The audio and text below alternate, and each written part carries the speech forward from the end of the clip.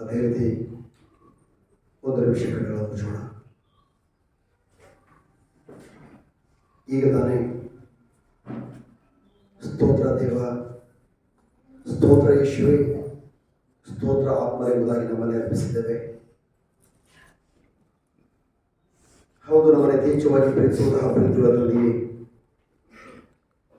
ವಿಶೇಷವಾಗಿ ಈ ಬೆಳಗಿನ ಸುಪ್ರಭಾತದಲ್ಲಿ ನಿಮ್ಮ ಪ್ರಸನ್ನತೆಯಲ್ಲಿ ನಿಮ್ಮ ಪ್ರೀತಿಯನ್ನು ಸವಿಯಲು ನಮ್ಮ ಒಬ್ಬೊಬ್ಬರನ್ನ ಈ ಆಲಯದಲ್ಲಿ ಒಂದುಗೂಡಿಸಿರುವುದಕ್ಕಾಗಿ ನಿಮಗೆ ಕೋಟಿ ಕೋಟಿ ಸ್ತೋತ್ರಪ್ಪ. ಅಪ್ಪ ತಂದೆ, ಈ ಸಮಯವು ನೀವು ಕೊಟ್ಟದ ಸಮಯವಾಗಿದೆ. ನೀವು ಇಲ್ಲಿ ಬಂದಿರುವಂತಹ ಪ್ರತಿಯೊಂದು ಮಕ್ಕಳ ಬಗ್ಗೆ ಒಂದೊಂದು ಮಹತ್ವದ ಯೋಜನೆ ಹಾಕಿಕೊಂಡು ಆ ಒಂದೊಂದು ಯೋಜನೆಗಳು ಕೂಡ ನಮಗೆ ಸಮಾಧಾನ ತರುವಂತಹ ಹಿತಕರವಾದಂತಹ ಯೋಜನೆಗಳನ್ನು ನೀವು ಈಗಾಗಲೇ ಹಾಕಿಕೊಂಡು ಆ ಒಂದೊಂದು ಯೋಜನೆಗಳನ್ನು ನೀವು ಬಹಿರಂಗಪಡಿಸುತ್ತಿರುವುದಕ್ಕಾಗಿ ಸ್ತೋತ್ರ. ಅಪ್ಪ ತಂದೆ, ಇಲ್ಲಿರುವಂತಹ ಒಂದೊಂದು ಮಕ್ಕಳನ್ನು ಕೂಡ ನೀವು ಯಥೇಚ್ಛ ಪ್ರೀತಿ ಮಾಡ್ತಾ ಇದ್ದೀರಿ. ಪ್ರಭು ಯೇಸುವೇ, ನೀವು ನಮ್ಮೆಲ್ಲರನ್ನ ರಕ್ಷಿಸಲು ನಿಮ್ಮ ಪ್ರಾಣವನ್ನೇ ನಮಗೋಸ್ಕರ ಅರ್ಪಿಸಿದ್ದೀರಿ.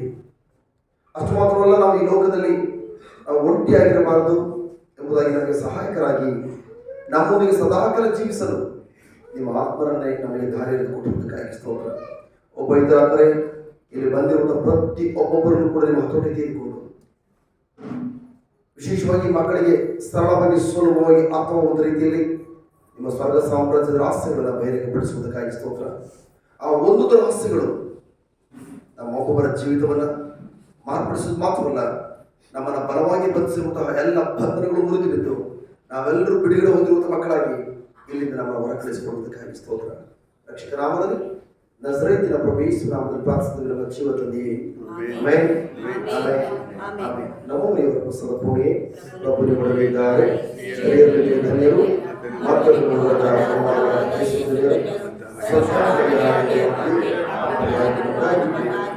ಈಗಲೂ ಪಿತನಿಗೂ ಸುತ್ತಲಿಗೂ ಮತ್ತು ಪರಿಶುದ್ಧಾತ್ಮನಿಗೂ ಸ್ತೋತ್ರ ಉಂಟಾಗಲಿ. Praise the Lord. Hallelujah.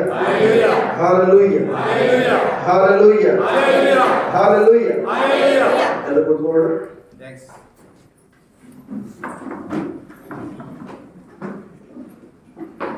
Praise the Lord. Hallelujah. Hallelujah.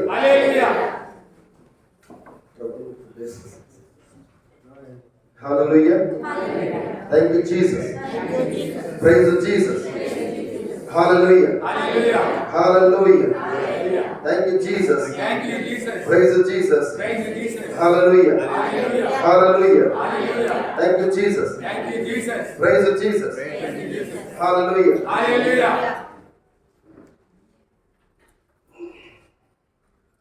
ಪ್ರಭು ಯೇಸುವಿನಲ್ಲಿ ನನ್ನ ಪ್ರೀತಿಯ ಸಹೋದರ ಸಹೋದರಿಯರೇ, ವಿಶೇಷವಾಗಿ ಈ ಸಂಜೆ ಈ ಒಂದು ಬೆಳಗಿನ ಈ ಸುಪ್ರಭಾತದಲ್ಲಿ ವಿಶೇಷವಾಗಿ ನಮ್ಮ ಒಬ್ಬೊಬ್ಬರ ಹೆಸರನ್ನು ಕೊಯ್ದರೆದು ನಮ್ಮ ದೇವರು ತಮ್ಮ ಆಲಯದಲ್ಲಿ ಒಂದುಗೂಡಿಸಿರುವಂಥದ್ದು ಮೊದಲನೇದಾಗಿ ಥ್ಯಾಂಕ್ ಗಾಡ್. ದೇವರು ನಮ್ಮನ್ನು ಎಷ್ಟು ಯಥೇಚ್ಛ ಪ್ರೀತಿಸ್ತಾರೆ. ಅವರ ಪ್ರೀತಿ ನಿಮಿತ್ತವಾಗಿ ನಾವೆಲ್ಲರೂ ಕೂಡ ಬೆಳಗಿನ ಸುಪ್ರಭಾತದಲ್ಲಿ ಜೀವಂತವಾಗಿದ್ದು ಜೀವಂತ ದೇವರ ಸನ್ನಿಧಿಯಲ್ಲಿ ಜೀವಂತ ದೇವರನ್ನ ಆರಾಧನೆ ಮಾಡ್ಲಿಕ್ಕೆ ಬಂದಿದ್ದೇವೆ. Praise the Lord. Hallelujah. Hallelujah. ಅಷ್ಟು ಮಾತ್ರ ಅಲ್ಲ, ಇವತ್ತು ಯಾರೆಲ್ಲ ಏನೆಲ್ಲ ನಿಮ್ಮ ಸಮಸ್ಯೆಗಳನ್ನ ಅಥವಾ ನಿಮ್ಮ ಶರೀರದ ರೋಗಗಳನ್ನ ಅಥವಾ ಸಂದಿಗ್ಧ ಪರಿಸ್ಥಿತಿಗಳನ್ನು ಹೊತ್ಕೊಂಡು ಬಂದಿದ್ದೀರಿ, ಆ ಒಂದೊಂದು ಪರಿಸ್ಥಿತಿಗಳಿಗೂ ಕೂಡ ಪರಿಹಾರವನ್ನ ದೇವರು ಥ್ಯಾಂಕ್ ಗಾಡ್ ನಮಗೆ ಕೊಡ್ಲಿಕ್ಕಾಗಿ ಈ ಆಲಯವನ್ನು ಒಂದುಗೂಡಿಸಿರುವುದು. ಸೊ ಮುಖ್ಯವಾಗಿ ತುಂಬಾ ಮುಖ್ಯವಾದ ಕಾರ್ಯ ಏನಂತಂದ್ರೆ, ದೇವರು ನಮ್ಮನ್ನು ಯಥೇಚ್ಛವಾಗಿ ಪ್ರೀತಿಸುತ್ತಾ ಇರುವುದರಿಂದ ನಮ್ಮ ಪ್ರೀತಿ ನಿಮಿತ್ತವಾಗಿ ತನ್ನ ಒಬ್ಬನೇ ಒಬ್ಬ ಮಗನಾಗಿರುವ ಪ್ರಭು ಯೇಸುವನ್ನ ನಮಗೋಸ್ಕರ ಬಲಿಯಾಗಿ ಅರ್ಪಿಸಿರುವುದರಿಂದ ಪ್ರೈಸ್ ಗಾಡ್, ಖಂಡಿತವಾಗಿಯೂ ನಮ್ಮಲ್ಲಿ ಒಬ್ಬರು ಕೂಡ ನಾಶವಾಗದೆ ನಾವು ಪ್ರತಿಯೊಬ್ಬರು ಕೂಡ ನಿತ್ಯ ಜೀವನ ಹೊಂದಿಕೊಂಡು ಯೇಸುವಿನೊಂದಿಗೆ ಅನ್ಯೋನ್ಯತೆಯ ಸಂಬಂಧವನ್ನು ಹೊಂದಿಕೊಂಡು ನಾವು ಸದಾಕಾಲ ಯೇಸುವಿನೊಂದಿಗೆ ಜೀವಿಸಬೇಕೆಂಬುದಾಗಿ ದೇವರು ಬಯಸ್ತಾವ. ನನ್ನ ಪ್ರಿಯ ಸಹೋದರ ಸಹೋದರಿಯರೇ, ತುಂಬಾ ಒಂದು ಅತ್ಯುತ್ತಮವಾದ ವಿಷಯ ಏನಂತಂದ್ರೆ, ನಾವಿಲ್ಲಿ ಯಾವುದೆಲ್ಲ ಸಮಸ್ಯೆಗಳಿಗೆ ಪರಿಹಾರ ಹುಡುಕೊಳ್ಳಿಕ್ಕೆ ಬಂದಿದ್ದೀವಿ, ಅಥವಾ ಯಾವ ರೋಗವನ್ನು ಗುಣಪಡಿಸ್ಕೊಳ್ಳಿಕ್ಕೆ ಬಂದಿದ್ದೀವಿ, ಅಥವಾ ಯಾವ ನಮ್ಮ ಜೀವನದಲ್ಲಿ ಏನಾದರೂ ಒಂದು ವೇಳೆ ಸಾಲ ಇದ್ರೆ ಸಾಲದಿಂದ ಬಿಡುಗಡೆ ಆಗಲಿಕ್ಕೆ ಒಂದು ಪರಿಹಾರವನ್ನು ಕಂಡುಕೊಳ್ಳಿಕ್ಕೆ ಬಂದಿದ್ದೀವಿ. ಒಂದು ಗುಡ್ ನ್ಯೂಸ್ ಏನಂತಂದ್ರೆ, ದೇವರು ಗಾಡ್ ಖಂಡಿತವಾಗಿಯೂ ಅವುಗಳೆಲ್ಲವನ್ನ ಪರಿಹಾರ ಕೊಡುವಂತ ದೇವರೇ. ಬಟ್ ಅಂದ್ರೆ ಹೇಗೆ ಪರಿಹಾರ ಕೊಡ್ತಾರೆ ಅಂತಂದ್ರೆ, ಕೀರ್ತನೆ 107 ಅಧ್ಯಾಯ 20 ಕೀರ್ತನೆ 107:20.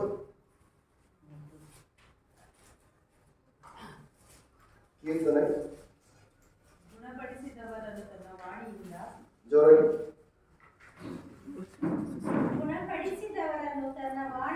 ಗುಣಪಡಿಸಿದನು ಅವರನ್ನು ತನ್ನ ವಾಣಿಯಿಂದ. ವಾಣಿ ಅಂದ್ರೇನು? ವಾಕ್ಯದಿಂದ. ಯಾರನ್ನ? ದೇವರು ತನ್ನ ಜನರನ್ನ ಗುಣಪಡಿಸಿದ್ರು. ಹೇಗೆ ಗುಣಪಡಿಸಿದ್ರು? ತನ್ನ ವಾಕ್ಯದಿಂದ, ತನ್ನ ವಾಣಿಯಿಂದ. ಇವತ್ತು ಅದೇ ರೀತಿ ಪ್ರಿಯರೇ, ಪ್ರೈಸ್ ಗಾಡ್, ನೀವು ಏನೆಲ್ಲ ಬಯಸ್ಕೊಂಡು ಬಂದಿದ್ದೀರಿ, ನನ್ನ ಶರೀರದಲ್ಲಿರುವಂತ ಈ ರೋಗ ಗುಣ ಆಗಬೇಕು, ಅಥವಾ ನಮ್ಮ ಪ್ರೀತಿ ಪಾತ್ರರ ಶರೀರದಲ್ಲಿರುವಂತ ರೋಗ ಗುಣ ಆಗಬೇಕು, ನೀವು ಯಾವುದೇ ಏರಿಯಾದಲ್ಲಿ ನಿಮ್ಮ ಸ್ವಸ್ಥತೆಯನ್ನು ಕಂಡುಕೊಳ್ಳಿಕ್ಕಾಗಿ, ನಿಮ್ಮ ಶರೀರದಲ್ಲಿ ಇರುವಂತ ರೋಗಗಳಿಗೆ ಸ್ವಸ್ಥತೆಯನ್ನು ಕಂಡುಕೊಳ್ಳಿಕ್ಕೆ ಬಂದಿದ್ರೆ, ಮುಖ್ಯವಾಗಿ ದೇವರು ತಿಳಿಸ್ತಾ ಇದ್ದಾರೆ, ಅವರ ವಾಕ್ಯದ ಮೂಲಕ ದೇವರು ನಮ್ಮನ್ನು ಗುಣಪಡಿಸುವರಾಗಿದ್ದಾರೆ. ಪ್ರಾರ್ಥನೆ ಮೂಲಕ ಇದೆಯಾ? ಪ್ರಾರ್ಥನೆ ಮೂಲಕ ಅಲ್ಲಿಲ್ಲ, ಬೈಬಲ್ ಆ ರೀತಿ ಇಲ್ಲ. ಪ್ರಾರ್ಥನೆ ಮೂಲಕ ದೇವರು ತನ್ನ ಜನರನ್ನು ಗುಣಪಡಿಸ್ತಾರೆ ಇಲ್ಲ. ದೇವರು ತನ್ನ ವಾಕ್ಯದ ಮೂಲಕ ತನ್ನ ಜನರನ್ನ ಗುಣಪಡಿಸ್ತಾರೆ ಎಂಬುದಾಗಿದೆ. ಗುಣಪಡಿಸಿದನವರನ್ನು ತನ್ನ ವಾಣಿಯಿಂದ, ತಪ್ಪಿಸಿದನು ಅವರನ್ನು ವಿನಾಶ ಕೂಪದಿಂದ. ಈ ಎರಡು ಕಾರ್ಯಗಳು ನೋಡ್ತವೆ. ಒಂದು ಗುಣಪಡಿಸುವಂಥದ್ದು, ಮತ್ತೊಂದು ವಿನಾಶದಿಂದ ತಪ್ಪಿಸುವಂಥದ್ದು. ಸೊ ಮತ್ತೊಂದು ಹೇಳೋದಾದ್ರೆ, ದೇವರು ಏನನ್ನ ಬಯಸ್ತಾರೆ ಅಂದ್ರೆ, ತನ್ನ ಜನರು ಸದಾಕಾಲ ಸ್ವಸ್ಥತೆಯನ್ನು ಹೊಂದಿಕೊಂಡು ಸ್ವಸ್ಥರಾಗಿ ಜೀವಿಸಬೇಕು. ವಿನಾಶದಿಂದ ಅವರು ಬಿಡುಗಡೆ ಆಗಿ ಸದಾಕಾಲ ಅವರು ಸಮೃದ್ಧಿಯಾಗಿ ಸಮಾಧಾನಕರವಾಗಿ ಜೀವಿಸಬೇಕು. ಇದಾಗಿ ದೇವರ ಬಯಕೆ. ಬಟ್ ಆದರೆ ಪ್ರೈಸ್ ಗಾಡ್, ಇಂದು ನಿಮ್ಮ ಶರೀರದಲ್ಲಿ ಏನಾದರೂ ಅನಾರೋಗ್ಯ ಇದ್ರೆ, ನಿಮ್ಮ ಜೀವನದಲ್ಲಿ ಏನಾದರೂ ವಿನಾಶದ ಕಾರ್ಯಗಳಿದ್ರೆ, ಪ್ರೈಸ್ ಗಾಡ್, ದೇವರು ಅವುಗಳಿಂದ ನಿಮ್ಮನ್ನು ಬಿಡುಗಡೆ ಮಾಡುವಂತಹ ಕಾರ್ಯವನ್ನು ಬಯಸ್ತಾರೆ. ಆದರೆ ದೇವರು ಹೇಗೆ ಬಿಡುಗಡೆ ಮಾಡ್ತಾರೆ? ಹೇಗೆ ಬಿಡುಗಡೆ ಮಾಡುವುದು? ತಮ್ಮ ವಾಕ್ಯದ ಮೂಲಕ, ತಮ್ಮ ವಾಣಿಯಿಂದ ತನ್ನ ಜನರನ್ನ ಗುಣಪಡಿಸಿದ್ರು. ತನ್ನ ವಾಣಿಯಿಂದ ಜನರನ್ನ ಅವರ ವಿನಾಶದ ಕೂಪದಿಂದ ಬಿಡಿಸಿದ್ರು. ಹಾಗಾದ್ರೆ ನನ್ನ ಪ್ರಿಯ ಸಹೋದರ ಸಹೋದರಿಯರೇ, ಪ್ರೈಸ್ ಗಾಡ್, ಥ್ಯಾಂಕ್ ಗಾಡ್, ದೇವರ ವಾಕ್ಯದ ಮೂಲಕ ಪ್ರೈಸ್ ಗಾಡ್ ಕೆಲವೊಂದು ರೋಗಿಗಳನ್ನ, ಅದು ಕೆಲವೊಂದು ರೋಗಗಳನ್ನ, ಅದು ರೋಗಿಗಳನ್ನ ಎಂಬುದಾಗಿ ಹೇಳ್ತಲ್ಲ, ದೇವರು ಎಲ್ಲ ರೋಗಗಳನ್ನ ತನ್ನ ವಾಣಿಯಿಂದ ಸ್ವಸ್ಥ ಮಾಡಿದ್ರು. ಕರೆಕ್ಟ್? ಸೊ ಮತ್ತೊಂದು ಹೇಳೋದಾದ್ರೆ, ದೇವರ ವಾಕ್ಯಕ್ಕೆ ಪ್ರೈಸ್ ಗಾಡ್, ನಿಮ್ಮ ಶರೀರದಲ್ಲಿ ಈವನ್ ವೈದ್ಯರು ಹೇಳಿರ್ಬೋದು, ಈ ರೋಗವನ್ನು ಗುಣಪಡಿಸಲಿಕ್ಕೆ ಸಾಧ್ಯ ಇಲ್ಲ ಎಂಬುದಾಗಿ, ಆ ರೋಗವನ್ನು ಕೂಡ ಗುಣಪಡಿಸುವ ಶಕ್ತಿ ದೇವರ ವಾಕ್ಯ ಇದೆ. ಹಾಲೆಲೂಯಾ. ನೆನ್ನೆನೂ ಕೂಡ ಒಂದು ಸಹೋದರ ಹೇಳ್ತಾ ಇದ್ರು, ಸಹೋದರ ಮೊದಲು ಬಂದಿದ್ದಾರೆ ಗೊತ್ತಿಲ್ಲ, ಬ್ರದರ್, ನಾನು ಅನೇಕ ವರ್ಷಗಳಿಂದ ನಾನು ಇಂಥ ಒಂದು ಬಿಸ್ನೆಸ್ ಅಲ್ಲಿ ಮಾಡ್ತಾ ಇದ್ದೇನೆ, ಬಟ್ ಏಳಿಗೆನೇ ಇಲ್ಲ. ಬಟ್ ಈಗ ನನಗೆ ಸುಮಾರು 30-40 ಲಕ್ಷ ರೂಪಾಯಿ ಸಾಲ ಆಗ್ಬಿಟ್ಟಿದೆ, ಏನ್ ಮಾಡ್ಬೇಕು ಅಂತ ಗೊತ್ತಾಗ್ತಲ್ಲ. ಬಟ್ ಪ್ರೈಸ್ ಗಾಡ್, ನಾನು ಏನೆಲ್ಲ ಪ್ರಯತ್ನ ಮಾಡಲಿಕ್ಕೆ ಸಾಧ್ಯ ಎಲ್ಲ ಪ್ರಯತ್ನ ಮಾಡಿದ್ದೇನೆ, ಬಟ್ ಆದ್ರೆ ಯಾವುದೂ ಕೂಡ ಜಸ್ಟ್ ನನಗೆ ಈ ಒಂದು ಸಣ್ಣ ಪುಟ್ಟ ಸಮಸ್ಯೆನೂ ಕೂಡ ಪರಿಹಾರ ಆಗ್ತದೆ. ನನ್ನ ಪ್ರೀತಿಯ ಸಹೋದರ ಸಹೋದರಿಯರೇ, ಮತ್ತೊಂದು ಹೇಳೋದಾದ್ರೆ, ಸಹೋದರ ಹೇಳಿದ್ದು, ನಾನು ಎಷ್ಟೆಷ್ಟು ಪ್ರಯತ್ನ ಪಡ್ತಾ ಇದ್ದೀನೋ ಅಷ್ಟು ನನ್ನ ವಿನಾಶಕ್ಕೆ ಹೋಗ್ತದೆ. ಬಟ್ ಪ್ರೈಸ್ ಗಾಡ್, ಇವತ್ತು ದೇವರು ನಮ್ಮೆಲ್ಲರಿಗೂ ಥ್ಯಾಂಕ್ ಗಾಡ್, ನಿಮ್ಮ ಜೀವನ ವಿನಾಶದ ಹಾದಿಯಲ್ಲಿ ಇದ್ರೂ ಕೂಡ ಆ ವಿನಾಶದ ಹಾದಿಯಲ್ಲಿ ಪ್ರೈಸ್ ಗಾಡ್, ಥ್ಯಾಂಕ್ ಗಾಡ್, ಸುಲಭವಾಗಿ ಆ ವಿನಾಶದಿಂದ ನಾವು ತಪ್ಪಿಸಿಕೊಂಡು ಹೊರಗಡೆ ಬರ್ಬೋದು. ಆ ವಿನಾಶದ ಮಾರ್ಗವನ್ನು ನಾಶಪಡಿಸಿಕೊಳ್ಬಹುದು. ಯಾವುದರ ಮೂಲಕ? ದೇವರ ವಾಕ್ಯದ ಮೂಲಕ. ನನ್ನ ಪ್ರೀತಿಯ ಸಹೋದರ ಸಹೋದರಿಯರೇ, ಮತ್ತೊಂದು ರೀತಿ ಹೇಳೋದಾದ್ರೆ, ನೀವು ಯಾವುದೇ ಸಮಸ್ಯೆಗಳನ್ನು ಹೊತ್ತುಕೊಂಡು ಬಂದಿದ್ರು ಕೂಡ ಪ್ರೈಸ್ ಗಾಡ್, ನಿಮ್ಮಲ್ಲಿ ಅನೇಕರು ಬಂದಿರಬಹುದು, ಬ್ರದರ್ ಹತ್ರ ಪ್ರೇಯರ್ ಮಾಡಿಸ್ಕೊಳ್ಳೋಣ, ಖಂಡಿತವಾಗಿಯೂ ನನಗೆ ಬಿಡುಗಡೆ ಆಗ್ತದೆ. ನನ್ನ ಪ್ರಿಯ ಸಹೋದರ ಸಹೋದರಿಯರೇ, ಆರಂಭದಲ್ಲಿ ಒಂದು ಸತ್ಯವನ್ನು ತಿಳಿಸ್ತೇನೆ. ನನ್ನ ಪ್ರಾರ್ಥನೆ ನಿಮ್ಮ ಜೀವನದಲ್ಲಿ ಅದ್ಭುತ ಕಾರ್ಯ ಮಾಡಬೇಕಾದ್ರೆ ನನ್ನ ಆಲೋಚನೆ ಯಾವ ರೀತಿ ದೇವರ ವಾಕ್ಯದ ಪ್ರಕಾರ ಇದೆಯೋ ಅದೇ ರೀತಿ ನಿಮ್ಮ ಆಲೋಚನೆ ದೇವರ ವಾಕ್ಯದ ಪ್ರಕಾರ ಇದ್ದು, ನನ್ನ ಮನಸ್ಸಿನ ಆಲೋಚನೆ ನಿಮ್ಮ ಮನಸ್ಸಿನ ಆಲೋಚನೆ ಒಂದೇ ಆಗಿದ್ದಾಗ ಮಾತ್ರ ಅದ್ಭುತ ಕಾರ್ಯ ಆಗ್ತದೆ ಹೊರತು ಇಲ್ಲಾಂದ್ರೆ ಇನ್ನೊಂದು ದೊಡ್ಡ ಅದ್ಭುತ ಕಾರ್ಯ ಆಗ್ತದೆ. ನೀವು ದೇವರ ವಾಕ್ಯದ ಪ್ರಕಾರ ಆಲೋಚನೆ ಮಾಡದೆ, ದೇವರ ವಾಕ್ಯವನ್ನು ಕಲ್ತ್ಕೊಡದೆ, ದೇವರ ವಾಕ್ಯ ಸತ್ಯವನ್ನು ಗ್ರಹಿಸಿಕೊಡದೆ ಬ್ರದರ್ಗಳಿಂದ ಹೋಗಿ ತಲೆ ಮೇಲೆ ಕೈ ಇಟ್ಟು ಪ್ರಾರ್ಥನೆ ಮಾಡಿಸ್ಕೊಂಡ್ರೆ ಒಂದು ದೊಡ್ಡ ಅದ್ಭುತ ಕಾರ್ಯ ಆಗ್ತದೆ. ಇರೋ ಕೂದು ಉದುರೋಗ್ತದೆ, ಕಾಯಿಲೆ ಬರ್ತದೆ. ಹಲೋ, ಇವತ್ತು ನಮ್ಮ ಚರ್ಚೆಗಳಿರುವಂತ ಒಂದು ದುಃಖದ ಸಂಗತಿ ಏನಂದ್ರೆ, ಯಾವುದೇ ಬ್ರದರ್ ಕಾಣಲಿ, ಸಿಸ್ಟರ್ ಕಾಣಲಿ, ಗುರುಗಳು ಕಾಣಲಿ, ಪ್ರೇಯರ್ ಮಾಡಿ ಬಟ್ ಆದ್ರೆ ದೇವರು ಥ್ಯಾಂಕ್ ಗಾಡ್ ತನ್ನ ಜನರನ್ನ ಪ್ರಾರ್ಥನೆ ಮೂಲಕ ಗುಣಪಡಿಸಿರುವುದಾಗಿಲ್ಲ, ಬದಲಾಗಿ ತನ್ನ ವಾಕ್ಯದ ಮೂಲಕ ಗುಣಪಡಿಸಿದ್ರು. ದೇವರು ತನ್ನ ಜನರನ್ನ ತನ್ನ ವಾಕ್ಯದ ಮೂಲಕ ಗುಣಪಡಿಸಿದ್ರು. ಸೊ ಮತ್ತೊಂದು ರೀತಿ ಹೇಳೋದಾದ್ರೆ, ಪ್ರೈಸ್ ಬಿ ಗಾಡ್, ನಿಮ್ಮ ಜೀವನವನ್ನ ಥ್ಯಾಂಕ್ ಗಾಡ್ ವಿನಾಶದಿಂದ ತಪ್ಪಿಸುವಂಥದ್ದು, ನಿಮ್ಮ ಶರೀರದಲ್ಲಿ, ನಿಮ್ಮ ಮನಸ್ಸಿನಲ್ಲಿ, ನಿಮ್ಮ ಒಳಗಡೆ ಇರುವಂತಹ ನಿಮ್ಮ ಆಧ್ಯಾತ್ಮಿಕ ಜೀವನದಲ್ಲಿರುವಂತಹ ಎಲ್ಲ ರೋಗಗಳನ್ನು ಕೂಡ ಗುಣಪಡಿಸುವಂಥದ್ದು ದೇವರ ವಾಕ್ಯವಾಗಿದೆ. ಪ್ರೈಸ್ ದಿ ಲಾರ್ಡ್, ಹalleluya, hallelujah, thank you Jesus, praise Jesus. ಅದಕ್ಕೆ ನನ್ನ ಪ್ರಿಯ ಸಹೋದರ ಸಹೋದರಿಯರೇ, ಪ್ರೈಸ್ ಬಿ ಗಾಡ್, ಯೋಹಾನ ಶುಭ ಸುದ್ದಿ ಗಾಸ್ಪಲ್ ಆಫ್ ಜಾನ್ 15ನೇ ಅಧ್ಯಾಯ ವಾಕ್ಯ 7. ಯೋಹಾನ 15:7. ಯಾರು ಜೋರಾಗಿ ಓದಿ? ಜೋರಾಗಿ. ನೀವು ನನ್ನಲ್ಲಿಯೂ ನನ್ನ ವಾಕ್ಯವು ನಿಮ್ಮಲ್ಲಿಯೂ ನೀವು ನನ್ನಲ್ಲಿಯೂ ನನ್ನ ವಾಕ್ಯವು ನಿಮ್ಮಲ್ಲಿಯೂ ನೆಲೆಗೊಂಡಿದ್ದರೆ ನೀವು ಏನು ಬೇಕಾದರೂ ಕೇಳಬಹುದು, ನಿಮಗದು ಸಿಗುವುದು. ಯಾವಾಗ ನಾವು ದೇವರ ಹತ್ರ ಪ್ರೈಸ್ ಬಿಡಿ ಗಾಡ್, ಪ್ರಭು ಇದನ್ನು ಹೇಳ್ತಿರುವಂತದ್ದು ಯಾರು? ಪ್ರಭು ಯೇಸು. ಏನಂತ ಹೇಳ್ತಿದ್ದಾರೆ? ನೀವು ನನ್ನಲ್ಲಿಯೂ ನನ್ನ ವಾಕ್ಯಗಳು ನಿಮ್ಮಲ್ಲಿ ಇರುವಾಗ ನೀವು ಯೇಸುವಿನಲ್ಲಿ ಏನ್ ಬೇಕಾದ್ರೂ ಕೇಳಬಹುದು, ಅದು ನಿಮಗೆ ಲಭಿಸುವುದು. ಬಟ್ ನೀವು ಯೇಸುವಿನಲ್ಲಿ ಇದ್ದೀರಿ, ಯಾಕಂದ್ರೆ ಯೇಸು ಸ್ವಾಮಿಯನ್ನ ನಿಮ್ಮ ಸ್ವಂತ ರಕ್ಷಕರಾಗಿ, ನಿಮ್ಮ ಪ್ರಭುವಾಗಿ, ದೇವರಾಗಿ ಸ್ವೀಕಾರ ಮಾಡ್ಕೊಂಡಿದ್ದೀರಿ, ಅದು ನೋ ಡೌಟ್. ಬಟ್ ಆದ್ರೆ ದೇವರ ವಾಕ್ಯಗಳು ನಿಮ್ಮಲ್ಲಿ ಇಲ್ಲದೆ ಹೋದ್ರೆ ನೀವು ದೇವರ ಹತ್ರ ಏನೇ ಕೇಳಿದ್ರು ಕೂಡ ಏನು ನಿಮಗೆ ಸಿಗೋದಿಲ್ಲ.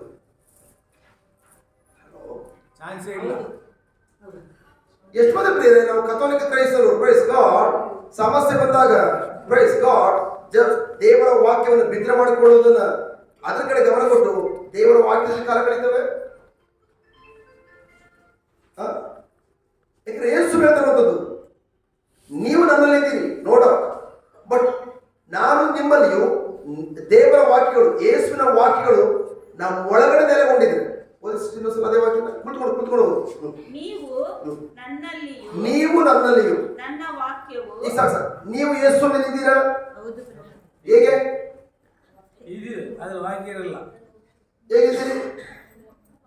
ಎಸ್ ಬ್ರದರ್, ವಾಕ್ಯ ಬಿಡ, ನೀವು ಯೇಸುವಿನಲ್ಲಿ ಇದ್ದೀರಾ? ಹೇಗೆ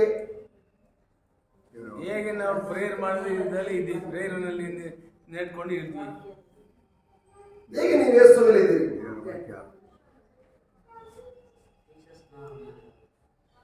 ನನ್ನ ಪ್ರಿಯ ಸಹೋದರ ಸಹೋದರಿ, ಇದು ವೆರಿ ಇಂಪಾರ್ಟೆಂಟ್.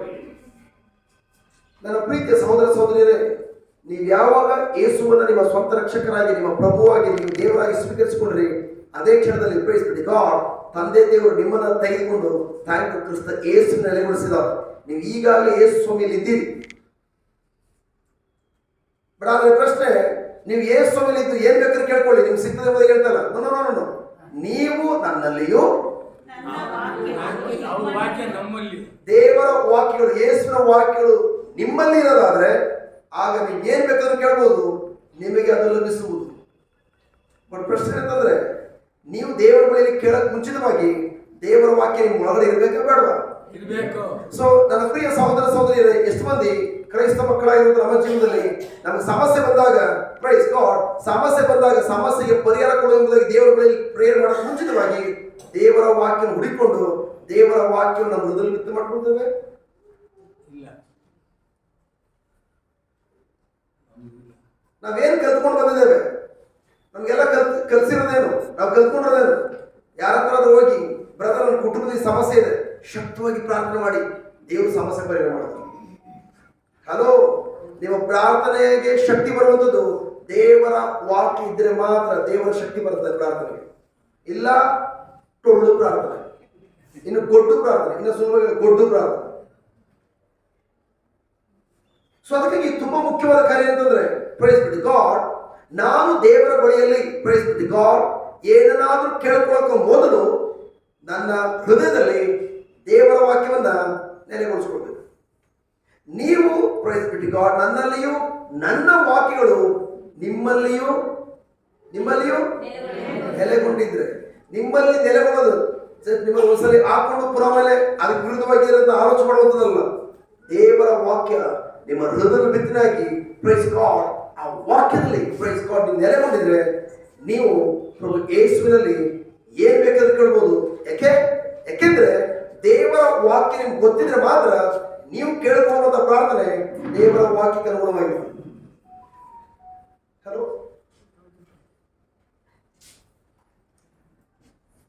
ಉದಾಹರಣೆಗೆ ಪ್ರೈಸ್ ಬಿಡಿ ಗಾಡ್, ಥ್ಯಾಂಕ್ ಗಾಡ್ ನಿಮಗೆ ದೇವರ ವಾಕ್ಯ ಗೊತ್ತಿಲ್ಲ. ಸೊ ದೇವರ ವಾಕ್ಯ ಗೊತ್ತಿಲ್ಲದೆ ಹೋದ್ರೆ ನಾವು ದೇವರ ಹತ್ರ ನಮ್ಗೆ ಇಷ್ಟ ಬಂದದ್ದೆಲ್ಲ ಕೇಳ್ತೇವೆ.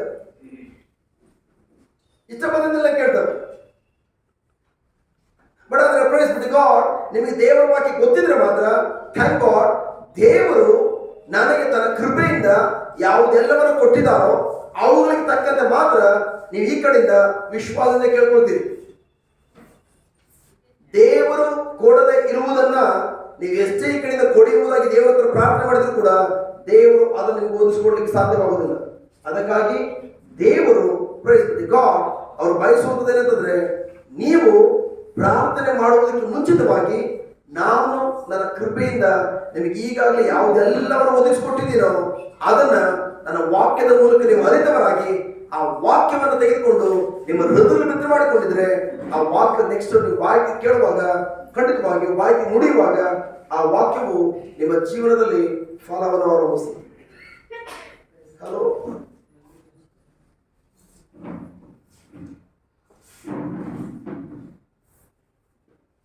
ಸಪೋಸ್ ಪ್ರೈಸ್ ಗಾಡ್ ಹಾಗಾದ್ರೆ ಸಪೋಸ್ ಒಂದು ವ್ಯಕ್ತಿ ಶರೀರದಲ್ಲಿ ಏನೋ ನೋವಿದೆ, ಆ ವ್ಯಕ್ತಿ ಒಂದು ಪ್ರೈಸ್ ದೇವ್ರ ಯೇಸುವಿನ ಹತ್ರ ಬಂದ್ಬಿಟ್ಟು ಜೀಸಸ್ ನನ್ನ ಗುಣಪಡಿಸು, ಅದು ಬ್ರದರ್ಗಳ ಹತ್ರ ಹೋಗಿ ಬ್ರದರ್ ನನಗಾಗಿ ಪ್ರೇಯರ್ ಮಾಡಿ ನನಗೆ ಸೊಂಟ ನೋವಿದೆ ಈ ರೀತಿ ಹೇಳುವಾಗ ಪ್ರೈಸ್ ಗಾಡ್ ಥ್ಯಾಂಕ್ ಗಾಡ್ ಖಂಡಿತವಾಗಿಯೂ ಆ ವ್ಯಕ್ತಿ ದೇವರ ವಾಕ್ಯ ನುಡಿಯದೆ ಹೋದಲ್ಲಿ, ದೇವರ ವಾಕ್ಯವನ್ನು ತನ್ನ ಹೃದಯದಲ್ಲಿ ಬಿತ್ತನೆ ಮಾಡಿಕೊಳ್ಳದೆ ಹೋದಲ್ಲಿ ಖಂಡಿತ ಬ್ರದರ್ ಪ್ರಾರ್ಥನೆ ಮಾಡಿದ್ರು ಕೂಡ ಫಲ ಬರ್ತದ. Okay, beautiful. ಸಪೋಸ್ ಇಲ್ಲಿ ಮುಂದೆ ಸ್ವಲ್ಪ ಗಾರ್ಡನ್ ಇದೆ, ಆ ಗಾರ್ಡನ್ ಅಲ್ಲಿ ಥ್ಯಾಂಕ್ ಗಾಡ್ ನಮ್ಮ ಸುಪೀರಿಯರ್ ಮದರ್ ಯಾರಿದ್ದಾರೆ, ಸುಪೀರಿಯರ್ಸ್ ಯಾರಿದ್ದಾರೆ ಒಂದು ಡಿಸೈಡ್ ಮಾಡಿದ್ರು. ಆ ಜಾಗದಲ್ಲಿ ಎಲ್ಲವನ್ನು ಕ್ಲೀನ್ ಮಾಡಿ ಒಂದು ಹೂ ತೋಟ ಸಿದ್ಧಗೊಳಿಸೋಣ. ಆ ಹೂ ತೋಟ ಏನಕ್ಕೆ ಅಂತಂದ್ರೆ ಅಲ್ಲಿ ಬರುವಂತ ಹೂಗಳನ್ನ ಜಸ್ಟ್ ಬಲಿ ಪೂಜೆಗೆ ಅರ್ಪಿಸ್ಲಿಕ್ಕಾಗುತ್ತೆ. ಸೊ ಹಾಗಾಗಿ ಥ್ಯಾಂಕ್ ಗಾಡ್ ಈ ಬಲಿಪೀಠವನ್ನು ಅಲಂಕರಿಸಲಿಕ್ಕಾಗಿ ಅಲ್ಲಿ ಬರುವಂತ ಹೂಗಳನ್ನು ಅದಕ್ಕೆ ಮಾತ್ರ ಉಪಯೋಗಿಸ್ತವೆ ಎಂಬುದಾಗಿ ನಿರ್ಧಾರ ತೆಗೆದುಕೊಂಡು ಸ್ವಲ್ಪ ಜಾಗವನ್ನು ಕ್ಲೀನ್ ಮಾಡಿಸಿಟ್ಟಿದ್ದಾರೆ. ಇವತ್ತು ಪ್ರಾರ್ಥನಾ ಕೂಟ ಇದೆ, ಪ್ರಾರ್ಥನಾ ಕೂಟ ಆದ್ಮೇಲೆ ಪ್ರೈಸ್ ಬಲಿ ಪೂಜೆ ಇದೆ. ಆಗ ಬಲಿ ಪೂಜೆ ಮುಗಿದ್ಮೇಲೆ ಗುರುಗಳು ಬಂದು ಕೂಡ ಆ ಜಾಗವನ್ನು ಆಶ್ರಯಿಸಿದ್ರು, ಹೋಲಿ ವಾಟರ್ ಹಾಕಿದ್ರು. ಅದಾದ ಬ್ರದರ್ ಕೂಡ ಪ್ರೇರ್ ಮಾಡಿದ್ರು, ಬ್ರದರ್ ಟೀಮ್ ಮೆಂಬರ್ಸ್ ಮತ್ತು ನಾವೆಲ್ಲರೂ ಒಟ್ಟಿಗೆ ಸೇರಿ ಆ ಜಾಗಕ್ಕಾಗಿ ಪ್ರಾರ್ಥನೆ ಮಾಡಿದ್ವಿ. ದೇವ, ಈ ಜಾಗದಲ್ಲಿ ಅತ್ಯುತ್ತಮವಾದ ಒಂದು ಸುಂದರವಾದ ತೋಟ ಯೇಸು ನಾವು ನಿರ್ಮಾಣವಾಗಿ ಅಲ್ಲಿ ಬರುವಂತ ಒಂದೊಂದು ಹೂಗಳು ಕೂಡ ಯಾವುದೇ ಕ್ರಿಮಿಕೀಟಗಳು ಹೊಡೆಯದಂತೆ ಸಂಪೂರ್ಣವಾದಂತಹ ಸುವಾಸನೆ ಬೀರುವಂತಹ ಹೂಗಳು ಬಂದು ಆ ಹೂಗಳೆಲ್ಲವನ್ನು ಕೂಡ ನಮ್ಮ ಈ ಕಾನ್ವೆಂಟ್ ಸಿಸ್ಟರ್ ಸಹೋದರಿಯರ ಅಭಿಪ್ರಾಯದಂತೆ ನಿಮಗೆ ಮಾತ್ರ ಅರ್ಪಿಸ್ತೇವೆ. ಥ್ಯಾಂಕ್ ಯು ಲಾರ್ಡ್, ನಾವು ಪ್ರಾರ್ಥನೆ ಉತ್ತರ ಕೊಟ್ಟಿದ್ದಕ್ಕಾಗಿ ಸ್ತೋತ್ರ. ಒಂದು ಹೂ ತೋಟ ಸಿದ್ಧ ಆಗ್ಬೇಕಾದ್ರೆ ಅಟ್ಲೀಸ್ಟ್ ಒಂದು 3 ತಿಂಗಳಾದ್ರೂ ಬೇಕು, ಕರೆಕ್ಟ್ ಹೌದಾ? ಬಟ್ ಪ್ರೈಸ್ ಬಿಡಿ ಗಾಡ್, ಥ್ಯಾಂಕ್ ಗಾಡ್ ಆ 3 ತಿಂಗಳ ತನಕ ಕಾನ್ವೆಂಟ್ ಎಲ್ಲ ಸಿಸ್ಟರ್ಸ್ ಮತ್ತು ಇಲ್ಲಿರುವಂತ ಎಲ್ಲ ತಾಯಿಯರು ಸಹೋದರಿ ಎಲ್ಲರೂ ಕೂಡ ಪ್ರೈಸ್ ಗಾಡ್ ವಾರಕ್ಕೊಮ್ಮೆ ಉಪವಾಸ ತೆಗೆದುಕೊಳ್ತಾರೆ. ಆ ತೋಟದಲ್ಲಿ ಹೂಗಳು ಚೆನ್ನಾಗಿ ಬರಲಿ ಶುಕ್ರವಾರ ಉಪವಾಸ ತೆಗೆದುಕೊಳ್ತಾರೆ.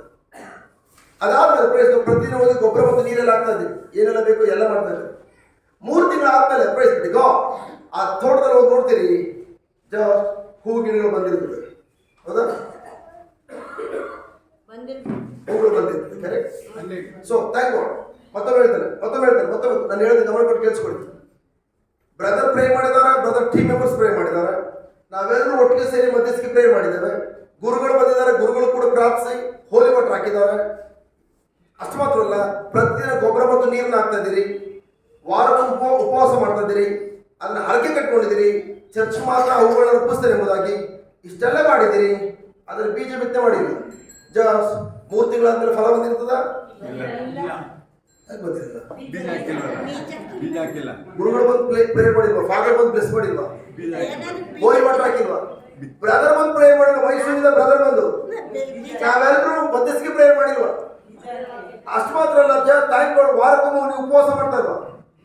ಅದಾದ್ಮೇಲೆ ಗೊಬ್ಬರ ಮತ್ತು ನೀರೆಲ್ಲ ಹಾಕ್ತಾ ಇಲ್ವಾ? ಅರಕೆ ಕಟ್ಕೊಂಡಿಲ್ವಾ? ಚರ್ಚ್ಗೆ ಅಂತೆಲ್ಲ ಅರ್ಪಿಸ್ತೀರಿ ಎಂಬುದಾಗಿ. ಆದ್ರೂ ಯಾಕೆ ಫಲ ಬರಲಿಲ್ಲ? ಬೀಜ ಹಾಕಿಲ್ಲ. ಅದೇ ತರ ಪ್ರಿಯರೇ, ಬೈಬಲ್ ಹೇಳ್ತದೆ, ಮಾರ್ಕನ ಶುಭ ಸಂದೇಶ 4:14 ನನ್ನ ವಾಕ್ಯ ಎನ್ನುವುದು ಬೀಜವಾಗಿದೆ. ದೇವರ ವಾಕ್ಯ ಎನ್ನುವುದು ಬೀಜವಾಗಿದೆ. ನಿಮ್ಮ ಹೃದಯವು ಹೊಲ, ಜಮೀನಾಗಿದೆ, ಹೊಲ ಆಗಿದೆ.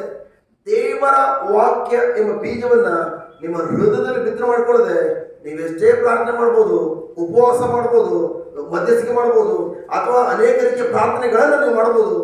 ಬಟ್ ಆದರೆ ಆಯ್ಕೆಗಳು ಕಟ್ಕೊಳ್ಬೋದು. ದೇವರ ವಾಕ್ಯ ಎಂಬ ಬೀಜವನ್ನು ನಿಮ್ಮ ಹೃದಯದಲ್ಲಿ ಬಿತ್ತನೆ ಮಾಡ್ಕೊಳ್ಳದೆ ಹೋದ್ರೆ ಅವುಗಳು ಯಾವುದು ಕೂಡ ಫಲವನ್ನ ಉತ್ಪತ್ತಿ ಮಾಡೋದಿಲ್ಲ. ಹಲೋ, ಹಾಗಾದ್ರೆ ಪ್ರಾರ್ಥನೆ ಮಾಡೋದು ಬೇಡವಾ? ಉಪವಾಸ ಮಾಡೋದು ಬೇಡವಾ? ಗುರುಗಳ ಕರೆಸಿ ಮನೆಯ ಆಶೀರ್ವಾದ ಮಾಡೋದು ಬೇಡವಾ? ಬ್ರದರ್ ಪ್ರೇಯರ್ ಬೇಡವಾ? ಎಲ್ಲ ಬೇಕು. ಇವುಗಳೆಲ್ಲವೂ ಬೀಜವನ್ನ ನಿಮ್ಮ ಹೃದಯದಲ್ಲಿ ಬಿತ್ತನೆ ಮಾಡಿಕೊಂಡಾದ್ಮೇಲೆ ಆ ಬೀಜ ವೇಗವಾಗಿ, ಫಾಸ್ಟ್ ಆಗಿ ಫಲವನ್ನು ಹೊರಮಿಸಲಿಕ್ಕೆ ಬೇಕಾದಂತಹ ಗೊಬ್ಬರ ಮತ್ತು ನೀರಾಗಿದೆ. ಪ್ರಾರ್ಥನೆ, ಉಪವಾಸ ಇವುಗಳೆಲ್ಲವೂ ಗೊಬ್ಬರ ಮತ್ತು ನೀರು ಹೊರತು ಬೀಜ ಹಾಕದೆ ಹೋದ್ರೆ, ಬರೀ ಗೊಬ್ಬರ ಮತ್ತು ನೀರು ಹಾಕಿದ್ರೆ ಯಾವುದೇ ಫಲ ಬರೋದಿಲ್ಲ. ಎಷ್ಟು ಮಂದಿ ಕ್ರೈಸ್ತ ಮಕ್ಕಳು ಪ್ರೈಸ್ ಗಾಡ್ ಸಮಸ್ಯೆ ಬಂದಾಗ ದೇವರ ವಾಕ್ಯ ಬೀಜವನ್ನು ಬಿತ್ತನೆ ಮಾಡ್ಕೊಳ್ಳಿಕ್ಕೆ ಮೊದಲನೇ ಆದ್ಯತೆ ಕೊಡ್ತವೆ? ಅಥವಾ ಫಸ್ಟ್ ಮಾಡೋದೇನು? ಬನ್ನಿ ಪ್ರೇಯರ್ ಮಾಡೋಣ. ಪ್ರೇಯರ್ ಮಾಡ್ಬಿಟ್ರೆ ದೇವರಿಗೆ ಸಮಸ್ಯೆ ಪರಿಹಾರ ಮಾಡ್ಕೊಡ್ತಾರೆ. ದೇವರು ಸಮಸ್ಯೆ ಪರಿಹಾರ ಮಾಡ್ಬೇಕಾದ್ರೆ ಅವ್ರ ವಾಕ್ಯದ ಮೂಲಕ ಮಾತ್ರ. ಮತ್ತೊಂದು ಹೇಳೋದಾದ್ರೆ, ಇನ್ನು ಗುಡ್ ನ್ಯೂಸ್ ಏನಂತಂದ್ರೆ, ದೇವರು ನಿಮ್ಮ ಸಮಸ್ಯೆಗಳಿಗೆ ಏನೆಲ್ಲ ಪರಿಹಾರ ಬೇಕಾಗಿದೆಯೋ ಆ ಫಲಿತಾಂಶಗಳನ್ನ, ಆ ಫಲಗಳನ್ನ ಅವರ ವಾಕ್ಯ ಎಂಬ ಬೀಜದ ಒಳಗಡೆ ನೆಲೆಗೊಳಿಸಿ ಬೀಜದ ರೂಪದಲ್ಲಿ ಕೊಟ್ಟಿದ್ದಾರೆ. ಮತ್ತೊಂದು ಹೇಳೋದಾದ್ರೆ, ದೇವರ ಮಾವಿನ ಕೊಡು, ದೇವರು ಮಾವಿನ ಕೊಡಲ್ಲ, ಮಾವಿನ ಬೀಜ ಕೊಡ್ತಾರೆ. ರೈತನಿಗೆ ಗೊತ್ತು ಈ ಮಾವಿನ ಬೀಜದ ಒಳಗಡೆ ಮಾವಿನ ಹಣ್ಣುಗಳಿವೆ. ಆ ಬೀಜವನ್ನು ತೆಗೆದುಕೊಂಡು ಹೋಗಿ ನನ್ನ ಭೂಮಿಯಲ್ಲಿ ಕೂತಿಟ್ಟು ಬಿತ್ತನೆ ಮಾಡಿ ಅದಕ್ಕೆ ಚೆನ್ನಾಗಿ ಗೊಬ್ಬರ ನೀರು ಹಾಕಿ ಅದು ತಕ್ಕ ಸಮಯಕ್ಕೆ ಏನೆಲ್ಲ ಬೇಕು ಎಲ್ಲ ಕೊಟ್ರೆ ಮುಂದೆ ಒಂದು ದಿನ ಪ್ರೈಸ್ ಗಾಡ್ ಆ ಒಂದು ಬೀಜ ತನ್ನ ಒಳಗಿರುವಂತಹ ಫಲಗಳನ್ನ, ಮಾವಿನ ಹಣ್ಣುಗಳನ್ನ ಉತ್ಪತ್ತಿ ಮಾಡ್ತದೆ. Correct? In the same way praise be to God, ದೇವರು ಯಾವ ರೀತಿ ಮಾವಿನ ಹಣ್ಣುಗಳನ್ನ ಒಂದು ಬೀಜದ ಒಳಗಡೆ ಹಾಕಿ ನಮಗೆ ಬೀಜವನ್ನು ಕೊಟ್ಟಿದ್ದಾರೋ, ಇನ್ ದ ಸೇಮ್ ವೇ ದೇವರು ನಮ್ಗೆ ಏನೆಲ್ಲ ಕೊಡಬೇಕಾಗಿದೆಯೋ ಎಲ್ಲವನ್ನ ಕೊಟ್ಟು ಅವುಗಳೆಲ್ಲವನ್ನ ಅವರ ವಾಕ್ಯ ಎಂಬ ಬೀಜದ ಒಳಗಡೆ ಹಾಕಿ ಅದನ್ನ ಸೀಲ್ ಮಾಡಿ ಥ್ಯಾಂಕ್ ಗಾಡ್ ವಾಕ್ಯ ಎಂಬ ಬೀಜವನ್ನು ಕೊಟ್ಟಿದ್ದಾರೆ. ಆ ವಾಕ್ಯ ಎಂಬ ಬೀಜವನ್ನ ಪ್ರೈಸ್ ಗಾಡ್ ನೀವು ತೆಗೆದುಕೊಂಡು ಬಾಯಿ ತೆಗೆದು ನುಡಿಯೋದ್ರ ಮೂಲಕ ನಿಮ್ಮ ಕಿವಿಯಿಂದ ನಿಮ್ಮ ಹೃದಯ ಹೊಲಕ್ಕೆ ಯಾವಾಗ ಬಿತ್ತನೆ ಮಾಡ್ಕೊಳ್ತೀರಿ, ನಿಮ್ಮ ಹೃದಯ ಹೊಲಕ್ಕೆ ಬಿತ್ತನೆ ಆದಾಗ ಅಲ್ಲೇ ಬೀಜ ಥ್ಯಾಂಕ್ ಗಾಡ್ ಮೊಳಕೆ ಹೊಡಿಲಿಕ್ಕಾಗಿ ಆ ಬೀಜ ಓಪನ್ ಆಗಿ ತನ್ನ ಒಳಗಡಿರುವಂತಹ ಫಲಗಳನ್ನ ಹೊರಮಿಸ್ಲಿಕ್ಕಾಗಿ ಗಿಡವಾಗಿ, ಮರವಾಗಿ ಬೆಳೆಯಲಿಕ್ಕೆ ಪ್ರಾರಂಭವಾಗುತ್ತದೆ.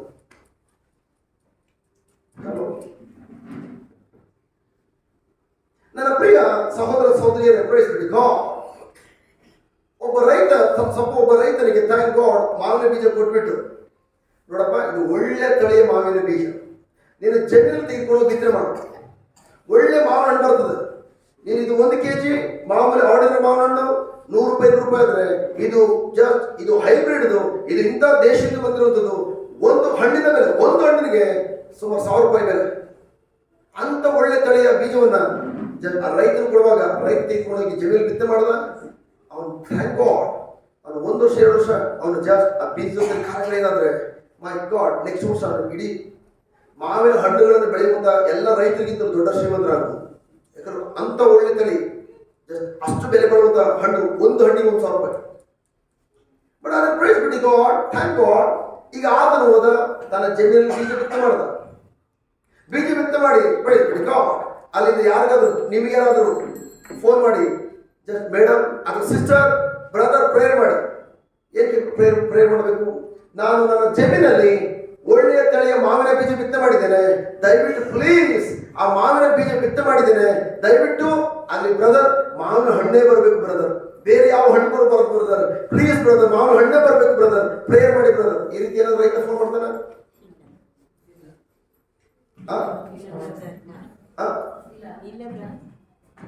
ಯಾಕೆ ಅವ್ನು ಫೋನ್ ಮಾಡಲ್ಲ?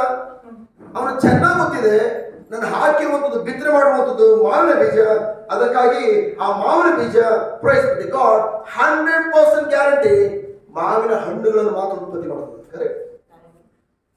ಯಾಕೆ? Praise God. ನಾವು ಎಲ್ಲ ಪ್ರಬೋಧಕರು ಫೋನ್ ಮಾಡ್ತೇವೆ, ಪ್ರಬೋಧಕರಿಂದ ಹೋಗ್ತೇವೆ, ನಮಗೆ ಗೊತ್ತಿಲ್ಲ ದೇವರ ವಾಕ್ಯವು ತನ್ನದಾದಂತಹ ಜೀವನ ಫಲಗಳನ್ನ ಉತ್ಪತ್ತಿ ಮಾಡುತ್ತದೆ ಎಂಬುದಾಗಿ ಆ ಒಂದು ಕಾನ್ಫಿಡೆನ್ಸ್, ಆ ಒಂದು ದೃಢ ಭರವಸೆ ನಮ್ಗೆ ಇಲ್ಲದೆ ಇರೋದ್ರಿಂದ ವ್ಯಕ್ತಿಗಳಿಂದ ಓಡಾಡ್ತದೆ. ಹಲೋ, ಯಾಕೆಂದ್ರೆ ನಮ್ಮಂತ ಪ್ರಬೋಧಕರು ಪ್ರೈಸ್ ಬಿಡಿ ಗಾಡ್ ನಾನು ಇಂಥ ಕಡೆ ಹೋಗಿದ್ದೆ, ಪ್ರೇಯರ್ ಮಾಡ್ಬಿಟ್ಟೆ, ಅದ್ಭುತ ಕಾರ್ಯ ಆಯ್ತು, ಅಲ್ಲಿ ಹೋಗಿದ್ದೆ ದೇವರು ಬಿಡಿಸ್ಬಿಟ್ಟೆ, ಅದ್ಭುತ ಕಾರ್ಯ ಆಯ್ತು, ಕ್ಯಾನ್ಸರ್ ಹೋಗಿ ಪ್ರೇಯರ್ ಮಾಡಿದೆ, ಅದ್ಭುತ ಕಾರ್ಯ ಆಗೋಯ್ತು. ಈ ರೀತಿ ನಾನೇ ನಿಮ್ಮ ಮುಂದೆ ಎಲ್ಲವನ್ನು ಹೇಳ್ಕೊಳ್ಳೋದ್ರಿಂದ ನೆಕ್ಸ್ಟ್ ಕ್ಯಾನ್ಸರ್ ಬಂದು ಯಾರು ಫೋನ್ ಮಾಡ್ತೀರಿ? ಬ್ರದರ್ಗೆ. ಯಾರಿಗೆ ದೇವ್ರು ಹಿಡ್ಕೊಂಡು ಯಾರು ಫೋನ್ ಮಾಡ್ತೀರಿ? ಬ್ರದರ್ಗೆ. ಯಾರಿಗಾರು ಸಮಸ್ಯೆ ಬಂದ ಯಾರು ಫೋನ್ ಮಾಡ್ತೀರಿ? ಬ್ರದರ್ಗೆ. ಆಗ ನಿಮ್ಮ ಮನೆ ದೇವರು ಯಾರು? ನಾಗೇಂದ್ರ ಗೌಡ. ಹಲೋ, ನಾಗೇಂದ್ರೇಶ್ವರ. ನನ್ನ ಪ್ರೀತಿ ಸಹೋದರ ಸಹೋದರಿಯರೇ, ಪ್ರೈಸ್ ಬಿಡಿ ಗಾಡ್.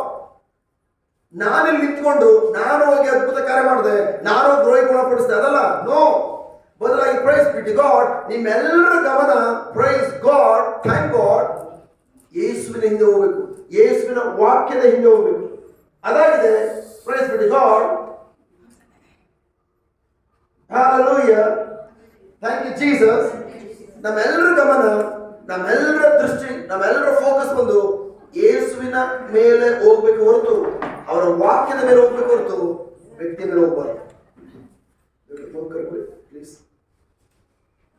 ತೊಂದರೆ ಇಲ್ಲ. Praise God. Hallelujah. Hallelujah. Hallelujah. ಯಾರು ಮಗು? Thank god. ಗುಡ್ ನ್ಯೂಸ್ ಏನು ಗೊತ್ತಾ?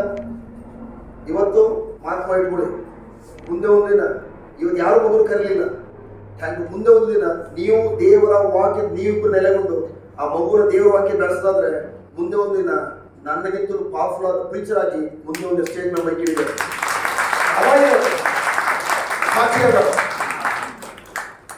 ಖಂಡಿತವಾಗಿ ಒಂದಿನ ಈ ನುಡಿಯನ್ನು ಜ್ಞಾಪಿಸ್ಕೊಳ್ತೀನಿ. ನಮ್ಮ ಚರ್ಚ್ಗೆ ಮೈಸೂರಿಂದ ಒಬ್ಬ ಬ್ರದರ್ ಬಂದಿದ್ರು, ನಾಗೇಂದ್ರ ಗೌಡ ಎಂಬುದಾಗಿ.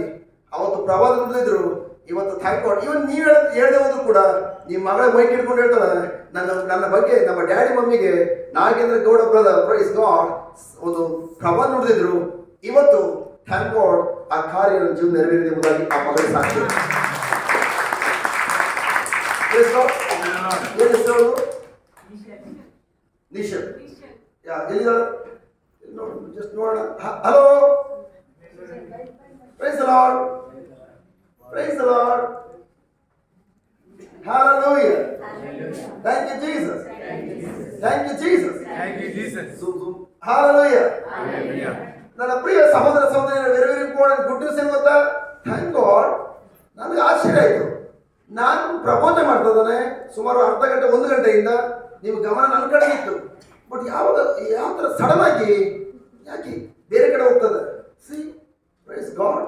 ಲೇಡಿ ಪ್ರೀಚರ್ಗೆ ಎಲ್ಲರೂ ಗಮನ ಹೋಗ್ತದೆ, ಎಲ್ಲರೂ ಗಮನ ಆ ಕಡೆ ಹೋಗ್ತದೆ. ಒಂದು 2-3 ಜನ ಮಾತ್ರ ಗಮನ ಈ ಕಡೆ ಇದೆ. ಎಲ್ಲರೂ ನಾನು ಏನು ನೋಡ್ತಾ ಇದ್ದಾರೆ ಅಂತ ನೋಡಿದ್ರೆ ಪ್ರೈಸ್ ಬಿಡಿ ಗಾಡ್. ನಾನು ಎಲ್ಲರೂ ಮಾತು ಮರೆಯವರು ನೋಡ್ತಾ ಇರ್ಬೋದು ಅಂತ ನೋಡಿದ್ರೆ ಮಾತು ಮರೆಯವರು ನೋಡಲ್ಲ, ಅವರ ಪಾತಿ ಕೇಳಿರುವಂತ ಮಗು ನೋಡ್ತಾರೆ. Praise God. ಹಾಲೆಲೂಯಾ. ಹಾಲೆಲೂಯಾ. ನಾನು ಏನು ಹೇಳ್ತಾ ಗೊತ್ತಾ? ನನ್ನ ಪ್ರಿಯ ಇಲ್ಲಿ ಮುಂದೆ ಖಾಲಿ ಇದೆ ಫ್ರೆಂಡ್. ಅರೆ ಬಾಬಾ ಎಷ್ಟು ಜಾಗ ಖಾಲಿ ಇದೆ.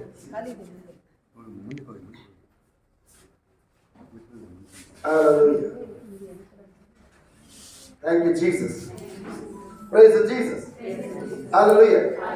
ಪ್ರಿಯರೇ, ಪ್ಲೀಸ್ ನೀವು ಒಂದು ನಿರ್ಧಾರ ತೆಗೆದುಕೊಳ್ಬೇಕು. ಅದೇನಂತಂದ್ರೆ ಯಾರೇ ಬರಲಿ, ಯಾರೇ ಒಂದು ಕೂತ್ಕೊಳ್ಳಿ, ನನ್ನ ಗಮನ ಯಾವ ಕಾರಣಕ್ಕೂ ಜಸ್ಟ್ ಈ ಸಹೋದರ ಮೂಲಕ ಪವಿತ್ರಾತ್ಮರು ಏನು ಉಳಿತಾ ಇದಾರೋ ಅದರ ಕಡೆ ನನ್ನ ಗಮನ ಕೊಡೋದನ್ನ ಬಿಟ್ಟು ಬೇರೆ ಯಾವ ಕಡೆ ನಾವು ಗಮನ ಕೊಡೋದಿಲ್ಲ. ಯಾಕಂದ್ರೆ ನಾವು ಯಾವಾಗಲೂ ಅಷ್ಟೇ, ನಮ್ಗೆ ಯಾವುದು ಪ್ರಯೋಜನ ಬರೋದಿಲ್ವೋ ಅದ್ರ ಕಡೆ ಗಮನ ಕೊಟ್ಟು ನಮ್ಮ ಜೀವನ ಹಾಳು ಮಾಡ್ಕೊಂಡಿದ್ದಾರೆ. ಸಪೋಸ್ ಈಗ ಮಗು ಆ ಕಡೆ ಹೋಯ್ತು, ಗಮನ ಕೊಟ್ಟು ಏನೋ ಪ್ರಯೋಜನ ಇದೆ ನಿಮಗೆ? ಕೆಲವು ಪಾಯಿಂಟ್ ಮಿಸ್ ಮಾಡ್ಕೊಂಡ್ರಿ. ಈಗ ಯಾರೋ ಬಂದು ಮುಂದೆ ಕೂತ್ಕೊಂಡ್ರು, ನಮ್ ಗಮನ ಏನಾಯ್ತು? ಯೋಚನೆ ಮಾಡಿ. ಅವ್ರು ಜಸ್ಟ್ ಒಂದು ಗೆಜ್ಜೆ ಶಬ್ದ ಸಹೋದರಿ ಬರುವಾಗ ಒಂದು ಗೆಜ್ಜೆ ಶಬ್ದ, ಜಸ್ಟ್ ಅವರ ಶಬ್ದ ನಿಮಗೆ ಕಿವಿ ಮೇಲೆ ಯಾವಾಗ ಬೀಳ್ತು, ಆಗ ದೇವರ ವಾಕ್ಯದ ಕಡೆ ಇದುವರೆಗೂ ಕೂಡ ನೀವು ಗಮನ ಕೊಟ್ಟಿದ್ದೀರಲ್ಲ, ಆ ಗಮನ ಸಡನ್ ಆಗಿ ಅವ್ರ ಕಡೆ ಹೋಯ್ತು. ಅವ್ರ ಕಡೆ ಏನಾಯ್ತು? ಜಸ್ಟ್ ಹೋಗಿ ನೋಡ್ತಾ ಅವ್ರು ಎಲ್ಲಿ ತನಕ ಕೂತ್ಕೊಳ್ತಾರೋ ಅಲ್ಲಿ ತನಕ ಕಣ್ಣಾಡಿಸ್ಕೊಂಡು ಬಾಯಿ ಇಟ್ಕೊಂಡು ನೋಡ್ತಾ ಇದ್ದೀವಿ. ಏನು ಪ್ರಯೋಜನ ಇದೆಯಾ? ಇಲ್ಲಿ ದೇವರ ವಾಕ್ಯದ ಪ್ರಸನ್ನತೆಯಲ್ಲಿ ಇದ್ದು ನೀವು ಅಟ್ಲೀಸ್ಟ್ ಜಸ್ಟ್ ಗೆಜ್ಜೆ ಶಬ್ದ ಬಂದ ತಕ್ಷಣ ನಿಮ್ಮ ಗಮನ ಆ ಕಡೆ ಹೋಗೋದಾದ್ರೆ, ಇಲ್ಲಿಂದ ಮನೆಗೆ ಹೋದ್ಮೇಲೆ ಪ್ರಿಯರೇ ಗೆಜ್ಜೆ ಶಬ್ದ ಅಲ್ಲ, ಕತ್ತೆ ಕಿರ್ಚುವ ಶಬ್ದ ಇರ್ತದೆ. ಒಂದ್ ಕಡೆ ಗಂಡ ಕಿರ್ತಾನೆ, ಒಂದ್ ಕಡೆ ಮಕ್ಕಳು, ಒಂದ್ ಕಡೆ ಅತ್ತೆ, ಒಂದ್ ಕಡೆ ಸೊಸೆ, ಒಂದ್ ಕಡೆ ಹೆಂಡತಿ ಕಿರ್ಚಾಡುವಾಗ ಅಲ್ಲಿ ಹಿಂಗೆ ಪ್ರಿಯರೇ ಈ ಸಣ್ಣ ಶಬ್ದವನ್ನ ನೀವು ಪಾಸ್ ಮಾಡಿಲ್ಲ ಅಂದ್ಮೇಲೆ ಅಂತ ಕಿರ್ಚಾಡ್ತಾ ಮಧ್ಯದಲ್ಲಿ ದೇವರ ವಾಕ್ಯದ ಕಡೆ ಗಮನ ಕೊಟ್ಟು ದೇವರ ವಾಕ್ಯದಲ್ಲಿ ನೀವು ನೆಲೆಗೊಳ್ತೀರಿ.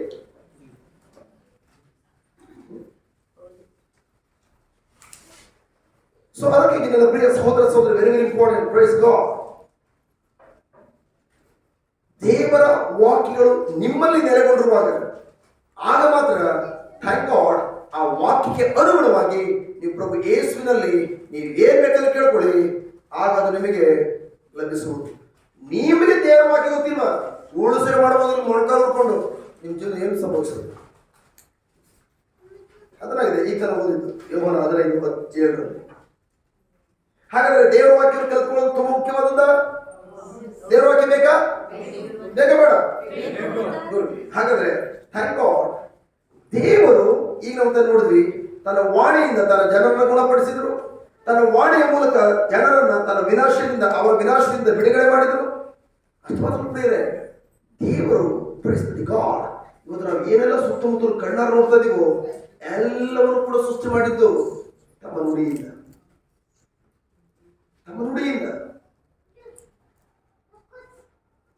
ಈವನ್ ಯೇಸುವಿ ಕೂಡ ನೀವು ನೋಡ್ಬೋದು, ಎಲ್ಲೋಗಿ ಯಾವುದೆಲ್ಲ ಅದ್ಭುತ ಕಾರ್ಯಗಳು ಮಾಡಿದವರು, ಯಾವುದೆಲ್ಲ ರೋಗಿಗಳು ಗುಣಪಡಿಸಿದ್ರು, ಪ್ರತಿಯೊಂದು ಕಡೆನೂ ಕೂಡ ನೀವು ನೋಡ್ಬೋದು ಯೇಸುವಿ ಎಲ್ಲೂ ಕೂಡ ಬಾಯಿ ಮುಚ್ಚಿಕೊಂಡು ನುಡಿಯದೆ ಎಲ್ಲೂ ಕೂಡ ಅದ್ಭುತ ಕಾರ್ಯಗಳಾಗಿಲ್ಲ. ಹಲೋ, ನೀವು ಯಾರನ್ನ ತೆಗೆದುಕೊಳ್ಳಿ, ಇವನು ಮೋಶೆ ತೆಗೆದುಕೊಳ್ಳಿ, ಕೆಂಪು ಸಮುದ್ರ ಇಬ್ಬಾಗ ಆಗಿದೆ, ಹೇಗೆ ಮೋಶೆ ಬಾಯಿ ತುಂಬಿದ್ರಿಂದ. ಹಲೋ, ಬಂಡೆಕಲ್ಲಿ ನೀರು ಬಂದಿದೆ, ಬಾಯಿ ತುಂಬಿದ್ರಿಂದ.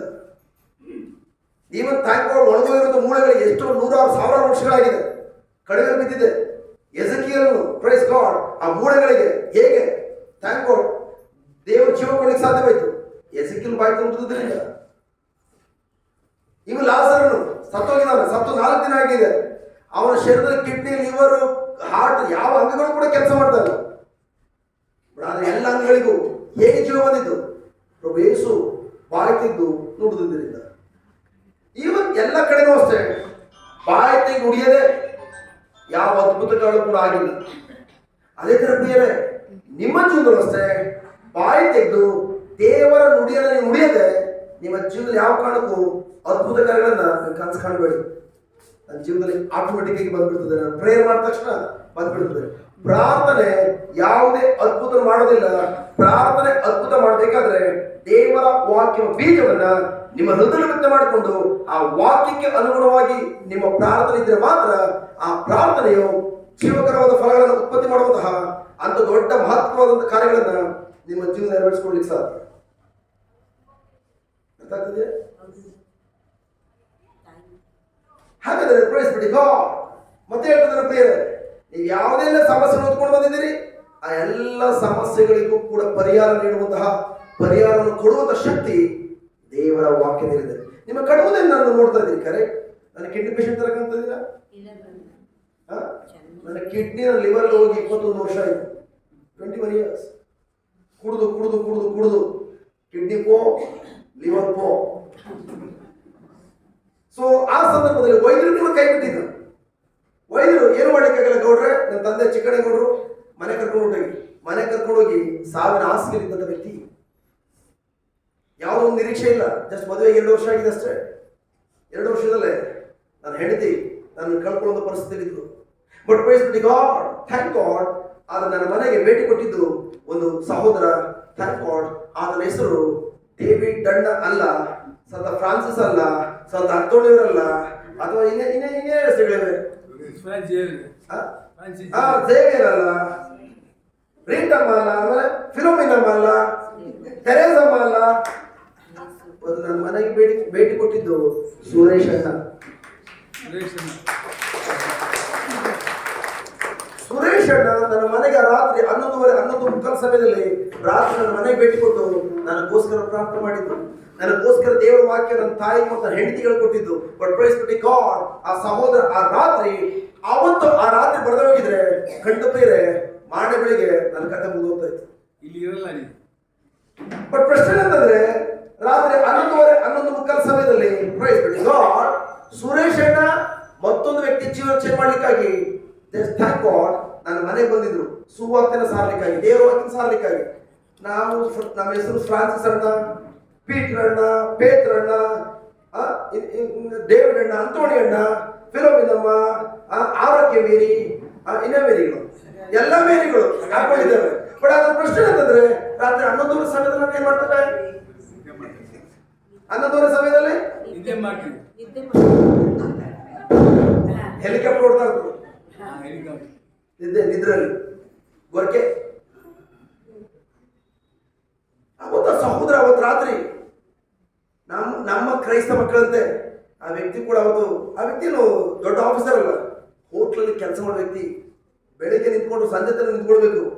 ಹೋಟ್ಲಲ್ಲಿ ಕೆಲಸ ಮಾಡೋ ವ್ಯಕ್ತಿ, ಟೀ ಅಂಗಡಿಯಲ್ಲಿ ಕೆಲಸ ಮಾಡೋ ವ್ಯಕ್ತಿ ನನಗೆ ಬಂದು ಸುವಾರ್ತೆ ಸಾರಿದಾರ. ಅದು ಕೂಡ ಅಕ್ರೈಸ್ತ ಸಹೋದರ ಅಂತ ಹೇಳೋದಾದ್ರೆ ಯೋಚನೆ ಮಾಡಿ ಪ್ರಿಯರೇ, ಆ ಒಂದು ವ್ಯಕ್ತಿಯಿಂದ ಥ್ಯಾಂಕ್ ಗಾಡ್ ಈ ವ್ಯಕ್ತಿ ಯೇಸುವನ್ನು ಸ್ವೀಕರಿಸಿಕೊಳ್ಳೋದು ಮಾತ್ರವಲ್ಲ, ಈ ವ್ಯಕ್ತಿ ಮೂಲಕ ಲಕ್ಷಾಂತರ ವ್ಯಕ್ತಿಗಳಿಗೆ ದೇವರು ಸುವಾರ್ತೆಯನ್ನು ತಲುಪಿಸಿದ.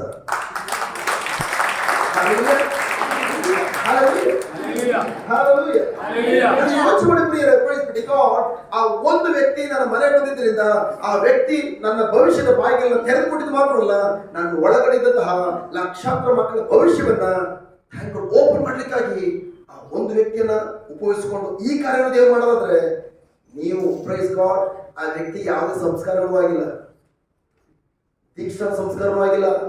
ಸುರೇಶ್ ಅಣ್ಣ ನಮ್ಗೆ ಎಲ್ಲ ಸಂಸ್ಕಾರ ಆಗಿದೆ, ಬಟ್ ಆದ್ರೂ ಏನು ಪ್ರಯೋಜನ ಇಲ್ಲ. ನಮ್ಗೆ ನಾಚಿಕೆ ಸಮಾನ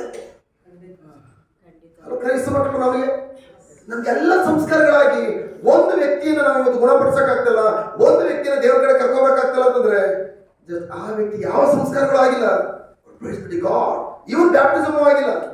ಅಂದ್ರೆ ಆ ವ್ಯಕ್ತಿ ಇವತ್ತು ಕೂಡ ಕ್ರೈಸ್ತ ವಿಶ್ವಾಸಿಯಾಗಿ ಸಾವಿರಾರು ಜನರು ದೇವರ ಕಡೆ ಕರ್ಕೊಂಡು ಬಂದಿದ್ದಾರೆ. ಹಲೋ,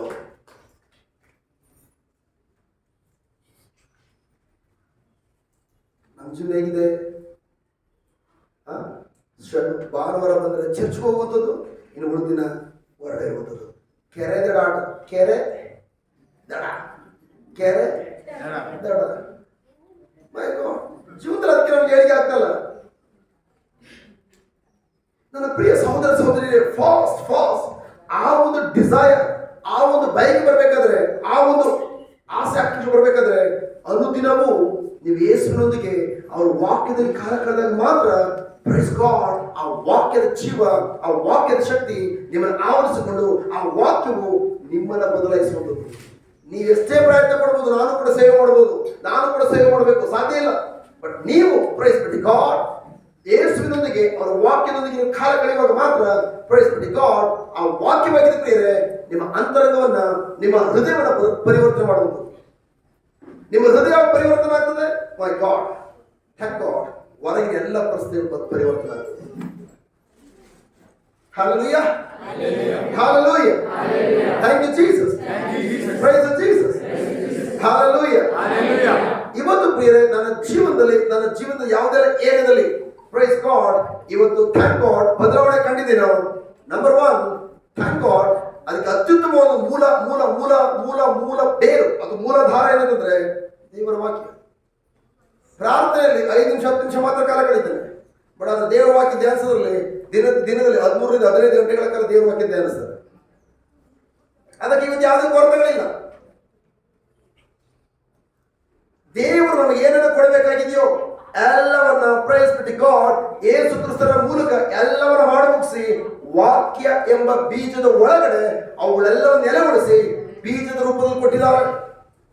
ಯಾವ ರೀತಿ ನಿಮ್ಮ ಶರೀರದಲ್ಲಿ ಒಂದು ವೇಳೆ ರೋಗ ಬಂದ್ರೆ ಪ್ರೈಸ್ ಬಿಟ್ಟು ಗಾಡ್ ವಿಜ್ಞಾನಿಗಳು ಆ ರೋಗಕ್ಕೆ ಬೇಕಾದ ಔಷಧಿನ ಕಂಡುಹಿಡಿದು ಮಾತ್ರೆಯ ಒಳಗಡೆ ಆ ಕ್ಯಾಪ್ಸೂಲ್ ಒಳಗಡೆ ಕೆಮಿಕಲ್ ನ ಎಲ್ಲ ನೆಲೆಗೊಳಿಸಿ ಇದು ನಿಮಗೆ ನುಂಗ್ಲಿಕ್ಕೆ ಕೊಟ್ಟಿದ್ದಾರೋ ಆ ಮಾತ್ರೆ ನಿಮ್ಮ ಒಳಗಡೆ ಹೋದಾಗ ಅದು ಒಳಗಡೆ ಹೋಗಿ ಥ್ಯಾಂಕ್ ಗಾಡ್ ಪ್ರತಿಯೊಂದು ತನ್ನ ಒಳಗಡೆ ಕೆಮಿಕಲ್ ನ ಯಾವ ರಿಲೀಸ್ ಮಾಡ್ತದೋ ಆಗ ನಿಮ್ಮ ಶರೀರ ಯಾವ ತರ ಗುಣ ಹೊಂದ್ಕೊಳ್ತದೋ ಅದೇ ತರ ಪ್ರಿಯರೇ ದೇವರ ವಾಕ್ಯದ ಒಳಗಡೆ ನೀವು ಬಯಸುವಂತಹ ಎಲ್ಲ ಫಲಗಳಿವೆ. ನಿಮ್ಗೆ ಆರೋಗ್ಯ ಬೇಕಾ? ದೇವರ ವಾಕ್ಯದ ಒಳಗಡೆ ಇರುತ್ತೆ. ನಿಮಗೆ ಸಾಲದಿಂದ ಬಿಡುಗಡೆ ಬೇಕಾ? ದೇವರ ವಾಕ್ಯದ ಒಳಗಡೆ ಇರುವಂಥದ್ದು. ಜಸ್ಟ್ ನಿಮ್ಮ ಮಕ್ಕಳು ಒಳ್ಳೆಯದಾಗಿ ಬರಬೇಕಾ? ದೇವರ ವಾಕ್ಯದ ಒಳಗಡೆ ಇದೆ. ನಿಮ್ಮ ಭವಿಷ್ಯಕ್ಕೆ ಏನೆಲ್ಲ ಬೇಕು ಎಲ್ಲವೂ ಕೂಡ ದೇವರ ವಾಕ್ಯದ ಒಳಗಡೆ ಇರುವಂಥದ್ದು. ಬರೀ ಕೇವಲ 1,20,000 ರೂಪಾಯಿಗೆ 20 ವರ್ಷಗಳ ಹಿಂದೆ ಬಡ್ಡಿ ಕಟ್ಟಕ್ಕಾಗಲ್ದಾನೆ ಫುಲ್ ಟೈಟಾಗಿ ಕುಡಿದ್ಬಿಟ್ಟು ಸಾಲ ಜಾಸ್ತಿ ಆಯ್ತು, ಬಡ್ಡಿ ಕಟ್ಟಕ್ಕಾಗ್ತಲ್ಲ, ಫುಲ್ ಟೈಟಾಗಿ ಡೈಲಿ ಕುಡಿದ್ಬಿಟ್ಟು ಹೋಗ್ಬಿಟ್ಟು ರೈಲ್ವೆ ಟ್ರ್ಯಾಕ್ ಮೇಲೆ ಮಲಗೋದು ರಾತ್ರಿ, ಈಗ ಟ್ರೈನ್ ಬಂದು ಹತ್ಕೊಂಡು ಹೋಗಿ ಅಂತ ಆತ್ಮಹತ್ಯೆ ಮಾಡ್ಕೊಳ್ಳಿ ಎಷ್ಟೋ ಸಲ ಪ್ರಯತ್ನ ಪಟ್ಟಿದ್ದೇನೆ. ಯಾಕೆ ಏನೆಲ್ಲ ಪ್ರಯತ್ನ ಪಡ್ಲಿಕ್ಕೆ ಸಾಧ್ಯ ನಾವು ಲೋಕದಲ್ಲಿ ಸಾಲದಿಂದ ಹೊರಗಡೆ ಬರ್ಲಿಕ್ಕಾಗಿ ಎಲ್ಲ ಪ್ರಯತ್ನ ಪಟ್ಟು ಕೊನೆಗೆ ಎಲ್ಲೂ ಮಾರ್ಗ ಸಿಗದನೆ ಆತ್ಮಹತ್ಯೆಯ ಒಂದು ಮಾರ್ಗ ಎಂಬುದಾಗಿ ಕಂಡುಹಿಡ್ಕೊಂಡಿದ್ದೆ. ನನ್ನ ಪ್ರಿಯ ಸಹೋದರ ಸಹೋದರಿಯರೇ, ಇವತ್ತು ಬೋಲ್ಡ್ ಆಗಿ ಹೇಳ್ತಾ ಇದ್ದಾನೆ. ಅವತ್ತು 21 ವರ್ಷಗಳ ಹಿಂದೆ ನನ್ನ ತಾಯಿ, ನನ್ನ ದೊಡ್ಡಮ್ಮ ಮತ್ತು ನನ್ನ ತಂಗಿ ಇವರು 3 ಜನ ಗಾರೆ ಕೆಲಸಕ್ಕೆ ಹೋಗ್ತಾ ಇದ್ರು. 5 ಮಂದಿ ಊಟ ಹಾಕ್ಲಿಕ್ಕಾಗಿ ಅವ್ರ ಜೊತೆಲಿ ನನ್ನ ಇನ್ನೊಂದು ತಂಗಿ ಮತ್ತು ನಾನು ಮನೇಲಿದ್ದೆ. 5 ಜನ ಊಟ ಮಾಡ್ಲಿಕ್ಕೆ 3 ಜನ ಗಾರೆ ಕೆಲಸ ಮಾಡಬೇಕಾಗಿತ್ತು. ಅಷ್ಟು ಬಡತನ ನಮ್ಮ ಮನೇಲಿ. ನನಗೆ ನಾಚಿಕೆ ಹೇಳ್ಕೊಳ್ಳಿಕ್ಕೆ ನಾನು ಹೇಳ್ತಿರೋದು ಏನು ಗೊತ್ತಾ, ಯಾವ ಲೆವೆಲಿಂದ ಇವತ್ತು ಪ್ರಭು ಯೇಸು ಯಾವ ಲೆವೆಲ್ ಕರ್ಕೊಂಡಿದ್ದಾರೆ, ಇದು ಬೇರೆ ಯಾವ ಫಲದಿಂದಲ್ಲ, ಬರೀ ದೇವರ ವಾಕ್ಯದಲ್ಲಿ ಸಮಯ ಕಾಲ ಕಳೆದಿದೆ. ಬೇರೆ ಯಾವುದು ಅವತ್ತು ಪ್ರಿಯರೇ ಪ್ರೈಸ್ ಬಿಡಿ ಗಾಡ್, ಥ್ಯಾಂಕ್ ಗಾಡ್. ಬರೀ 5 ಮಂದಿಗೆ ಊಟ ಗತಿ ಇರಲಿಲ್ಲ ನಮಗೆ. ಶನಿವಾರ ನಮ್ಮ ತಾಯಿ ಗಾರೆ ಕೆಲಸದಿಂದ ಜಸ್ಟ್ ಸಂಜೆ ಆದ ತಕ್ಷಣ, ಸಂಜೆ ಆದ್ಮೇಲೆ ಬಟವಡೆ ತೆಗೆದುಕೊಂಡು ಬಂದ್ರೆ, ಪೇಮೆಂಟ್ ತೆಗೆದುಕೊಂಡು ಬಂದ್ರೆ ಅಂಗಡಿ ತಗೊಂಡು ದುಡ್ಡು ಕಟ್ಬಿಟ್ಟು ಹೋದ್ವಾರ ದುಡ್ಡೆಲ್ಲ ಕಟ್ಟಿ ಈ ವಾರ ಹೊಸದಾಗಿ ಸಾಲ ಮಾಡ್ಕೊಂಡು ಸಾಮಾನು ತರ್ತಾ ಇದ್ರು. ಆ ರಾತ್ರಿ ಮಾತ್ರ ನಮಗೆ ಅನ್ನ ಸಿಗ್ತಾ ಇದೆ, ಇಲ್ಲೊಂದು ಮುದ್ದೆ ಊಟ. ಇವತ್ತು ಬರೀ 21 ಇದು ಎಷ್ಟೋ ಶತಮಾನದ ಸ್ಟೋರಿ ಅಲ್ಲ, ತಾತ್ಕಾಲ ಸ್ಟೋರಿ ಅಲ್ಲ, ಬರೀ 2 ದಶಕಗಳ ಸ್ಟೋರಿ, ಜಸ್ಟ್ 20 ವರ್ಷದ ಸ್ಟೋರಿ. 20 ವರ್ಷ ಆದಂದ್ರೆ ಈಗ ನಾನು ಜೀವನ ನೋಡುವಾದ್ರೆ ಪ್ರೈಸ್ ಗಾಡ್, ಥ್ಯಾಂಕ್ ಗಾಡ್. ಇವನ್ ಎಲ್ಲೆಡೆ ಧ್ಯಾನ ಮಂದಿರಕ್ಕೆ ಬಂದು ನೋಡಿ, ಆ ಧ್ಯಾನ ಮಂದಿರದಲ್ಲಿ ನಿಮಗೆ ಊಟ ಎಲ್ಲ ಫ್ರೀ, ತಿಂಡಿ ಫ್ರೀ, ಮಧ್ಯಾಹ್ನ ಊಟ ಫ್ರೀ. 1 ವಾರ ಗಟ್ಟಲೆ ಅಲ್ಲ, ತಿಂಗಳಾನುಗಟ್ಟಲೆ ಧ್ಯಾನ ಕೂಟ ನಡೀತದೆ. ಕನ್ನಡ ಧ್ಯಾನ ಕೂಟ, ನೆಕ್ಸ್ಟ್ 1 ವಾರ ಆದ್ಮೇಲೆ ಇಂಗ್ಲಿಷ್ ಧ್ಯಾನ ಕೂಟ, ಕೊಂಕಣಿ ಧ್ಯಾನ ಕೂಟ, ಹಿಂದಿ ಧ್ಯಾನ ಕೂಟ, ಮತ್ತೆ ಡಿಸೈಪಲ್ ಮೀಟಿಂಗ್ 3 ತಿಂಗಳು ನಡೀತದೆ. ಇವತ್ತು ಏನೇ ಧ್ಯಾನ ಕೂಟಗಳಾಗ್ಲಿ ಒಬ್ಬರ ಹತ್ರ 1 ರೂಪಾಯಿ ಕಾಣಿಕೆ ತೆಗಿಲ್ಲ. 1,00,000 ಜನರು ಬಂದ್ರು ಕೂಡ 1,00,000 ಜನರಿಗೂ ದೇವರು ಊಟ ಕೊಡ್ತಾ ಇದ್ದಾರೆ ಫ್ರೀ.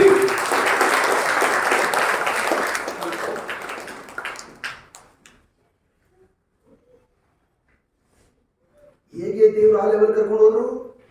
ದೇವರ ವಾಕ್ಯದೊಂದಿಗೆ ಅನುದಿನವೂ ಕಾಲ ಕಳೀತಾ ಇರೋದ್ರಿಂದ ಆ ದೇವರ ವಾಕ್ಯವು ಆ ಮಟ್ಟಕ್ಕೆ ಕರ್ಕೊಂಡು ಹೋಗಿದೆ. ದೇವರ ವಾಕ್ಯ ಅಂತ ಶಕ್ತಿ ಇದೆ. ಈವನ್ ನಿಮ್ಮಲ್ಲಿ ಅನೇಕರು ಬಿಸ್ನೆಸ್ ಬಿದ್ದೋಗಿದ್ದೀರಿ, ಅನೇಕರು ಹಣ ಇದ್ರು ಕೂಡ ಸಮಾಧಾನದಲ್ಲಿ ಬಿದ್ದೋಗಿದ್ದೀರಿ, ಕುಟುಂಬದ ನೆಮ್ಮದಿ ಇಲ್ಲ.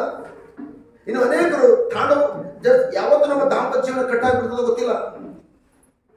ಅನೇಕರು ಆ ರೀತಿ ಇದ್ದೀರಿ, ಇಲ್ಲಿ ಬಂದಿರೋರಲ್ಲ.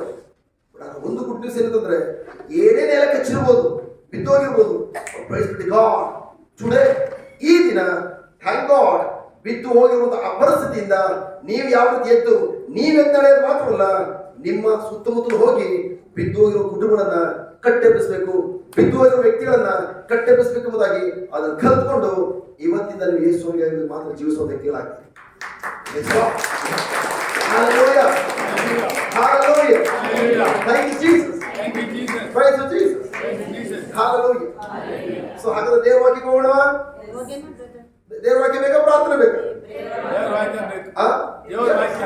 ಯಾಕೆ ದೇವರ ವಾಕ್ಯದಲ್ಲಿ ನಿಮಗೆ ಇರುವ ಎಲ್ಲ ಸಮಸ್ಯೆಗಳಿಗೆ ಪರಿಹಾರ, ನಿಮ್ಮ ಜೀವನವನ್ನು ಚೇಂಜ್ ಮಾಡುವಂತ ಶಕ್ತಿ, ನಿಮ್ಮ ಸ್ವಭಾವವನ್ನು ಬದಲಾಯಿಸುವ ಶಕ್ತಿ ಎಲ್ಲವೂ ಇರುವಂತದ್ದು ದೇವರ ವಾಕ್ಯ. Hallelujah. Hallelujah. Hallelujah. Hallelujah. Hallelujah. Hallelujah. ಇನ್ನೊಂದು ಗುಡ್ ನ್ಯೂಸ್ ಏನಂತಂದ್ರೆ, ಪ್ರೈಸ್ ಗಾಡ್, ಮಧ್ಯಾಹ್ನ ಊಟಕ್ಕೆ ಹೋಗಿ ಮುಂಚಿತವಾಗಿನೇ ಬ್ಯೂಟಿಫುಲ್, ಥ್ಯಾಂಕ್ ಯು. ನಿಮ್ಮಲ್ಲಿ ಅನೇಕರು ಥ್ಯಾಂಕ್ ಗಾಡ್ ನಿಮ್ಮ ಸ್ವಸ್ಥತೆಯನ್ನ ಈವನ್ ವೈದ್ಯರು ಗುಣಪಡಿಸಲಿಕ್ಕೆ ಸಾಧ್ಯ ಅಂತ ಹೇಳಿರ್ಬೋದು ರೋಗವನ್ನ, ಆ ರೋಗದಿಂದಲೂ ಕೂಡ ಬಿಡುಗಡೆ ಹೊಂದ್ಕೊಂಡು ತನ್ನಂತೆ ಮುಟ್ಕೊಂಡು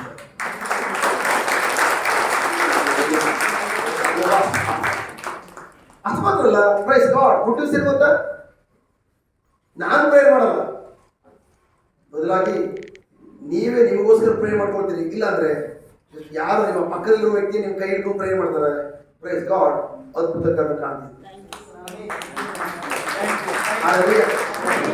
ಅದಕ್ಕಿಂತ ಮುಂಚಿತವಾಗಿ ದೇವರ ವಾಕ್ಯ ಹೇಗೆ ಕೆಲಸ ಮಾಡ್ತದೆ ಎಂಬುದಾಗಿ ನಿಮಗೆ ಅರಿವಾದ್ರೆ ದೇವರ ವಾಕ್ಯವನ್ನ ಅನುದಿನವೂ ಕೂಡ ನೀವು ಸುಲಭವಾಗಿ ಪೋಷಿಸಿಕೊಂಡು ಅದರ ಪರಿಪೂರ್ಣದ ಕಾರ್ಯವನ್ನು ನೀವು ಅನುಭವಿಸಬಹುದು. ಕರೆಕ್ಟಾ? ಇಬ್ರಿಯ ಬರೋದ ಪತ್ರ ಓಪನ್ ಮಾಡೋಣ. ಇಬ್ರಿಯ 4ನೇ ಅಧ್ಯಾಯ ವಾಕ್ಯ 12.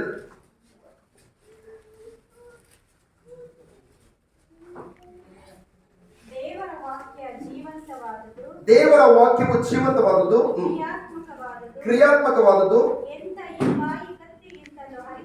ಎಂತ ಇಪ್ಪಾಯಿ ಕತ್ತಿಗಿಂತಲೂ ಹರಿತವಾದದ್ದು, ಪ್ರಾಣ ಮತ್ತು ಆತ್ಮಗಳ ಕೀಲು ಮತ್ತು ಮಜ್ಜೆಗಳ ವೇದವನ್ನು ಛೇದಿಸುವಂತದ್ದು, ಹೃದಯದ ಆಶಯ ಆಲೋಚನೆಗಳನ್ನು ವಿವೇಚಿಸುವಂತದ್ದು. ಓಕೆ, ಸಾಕು.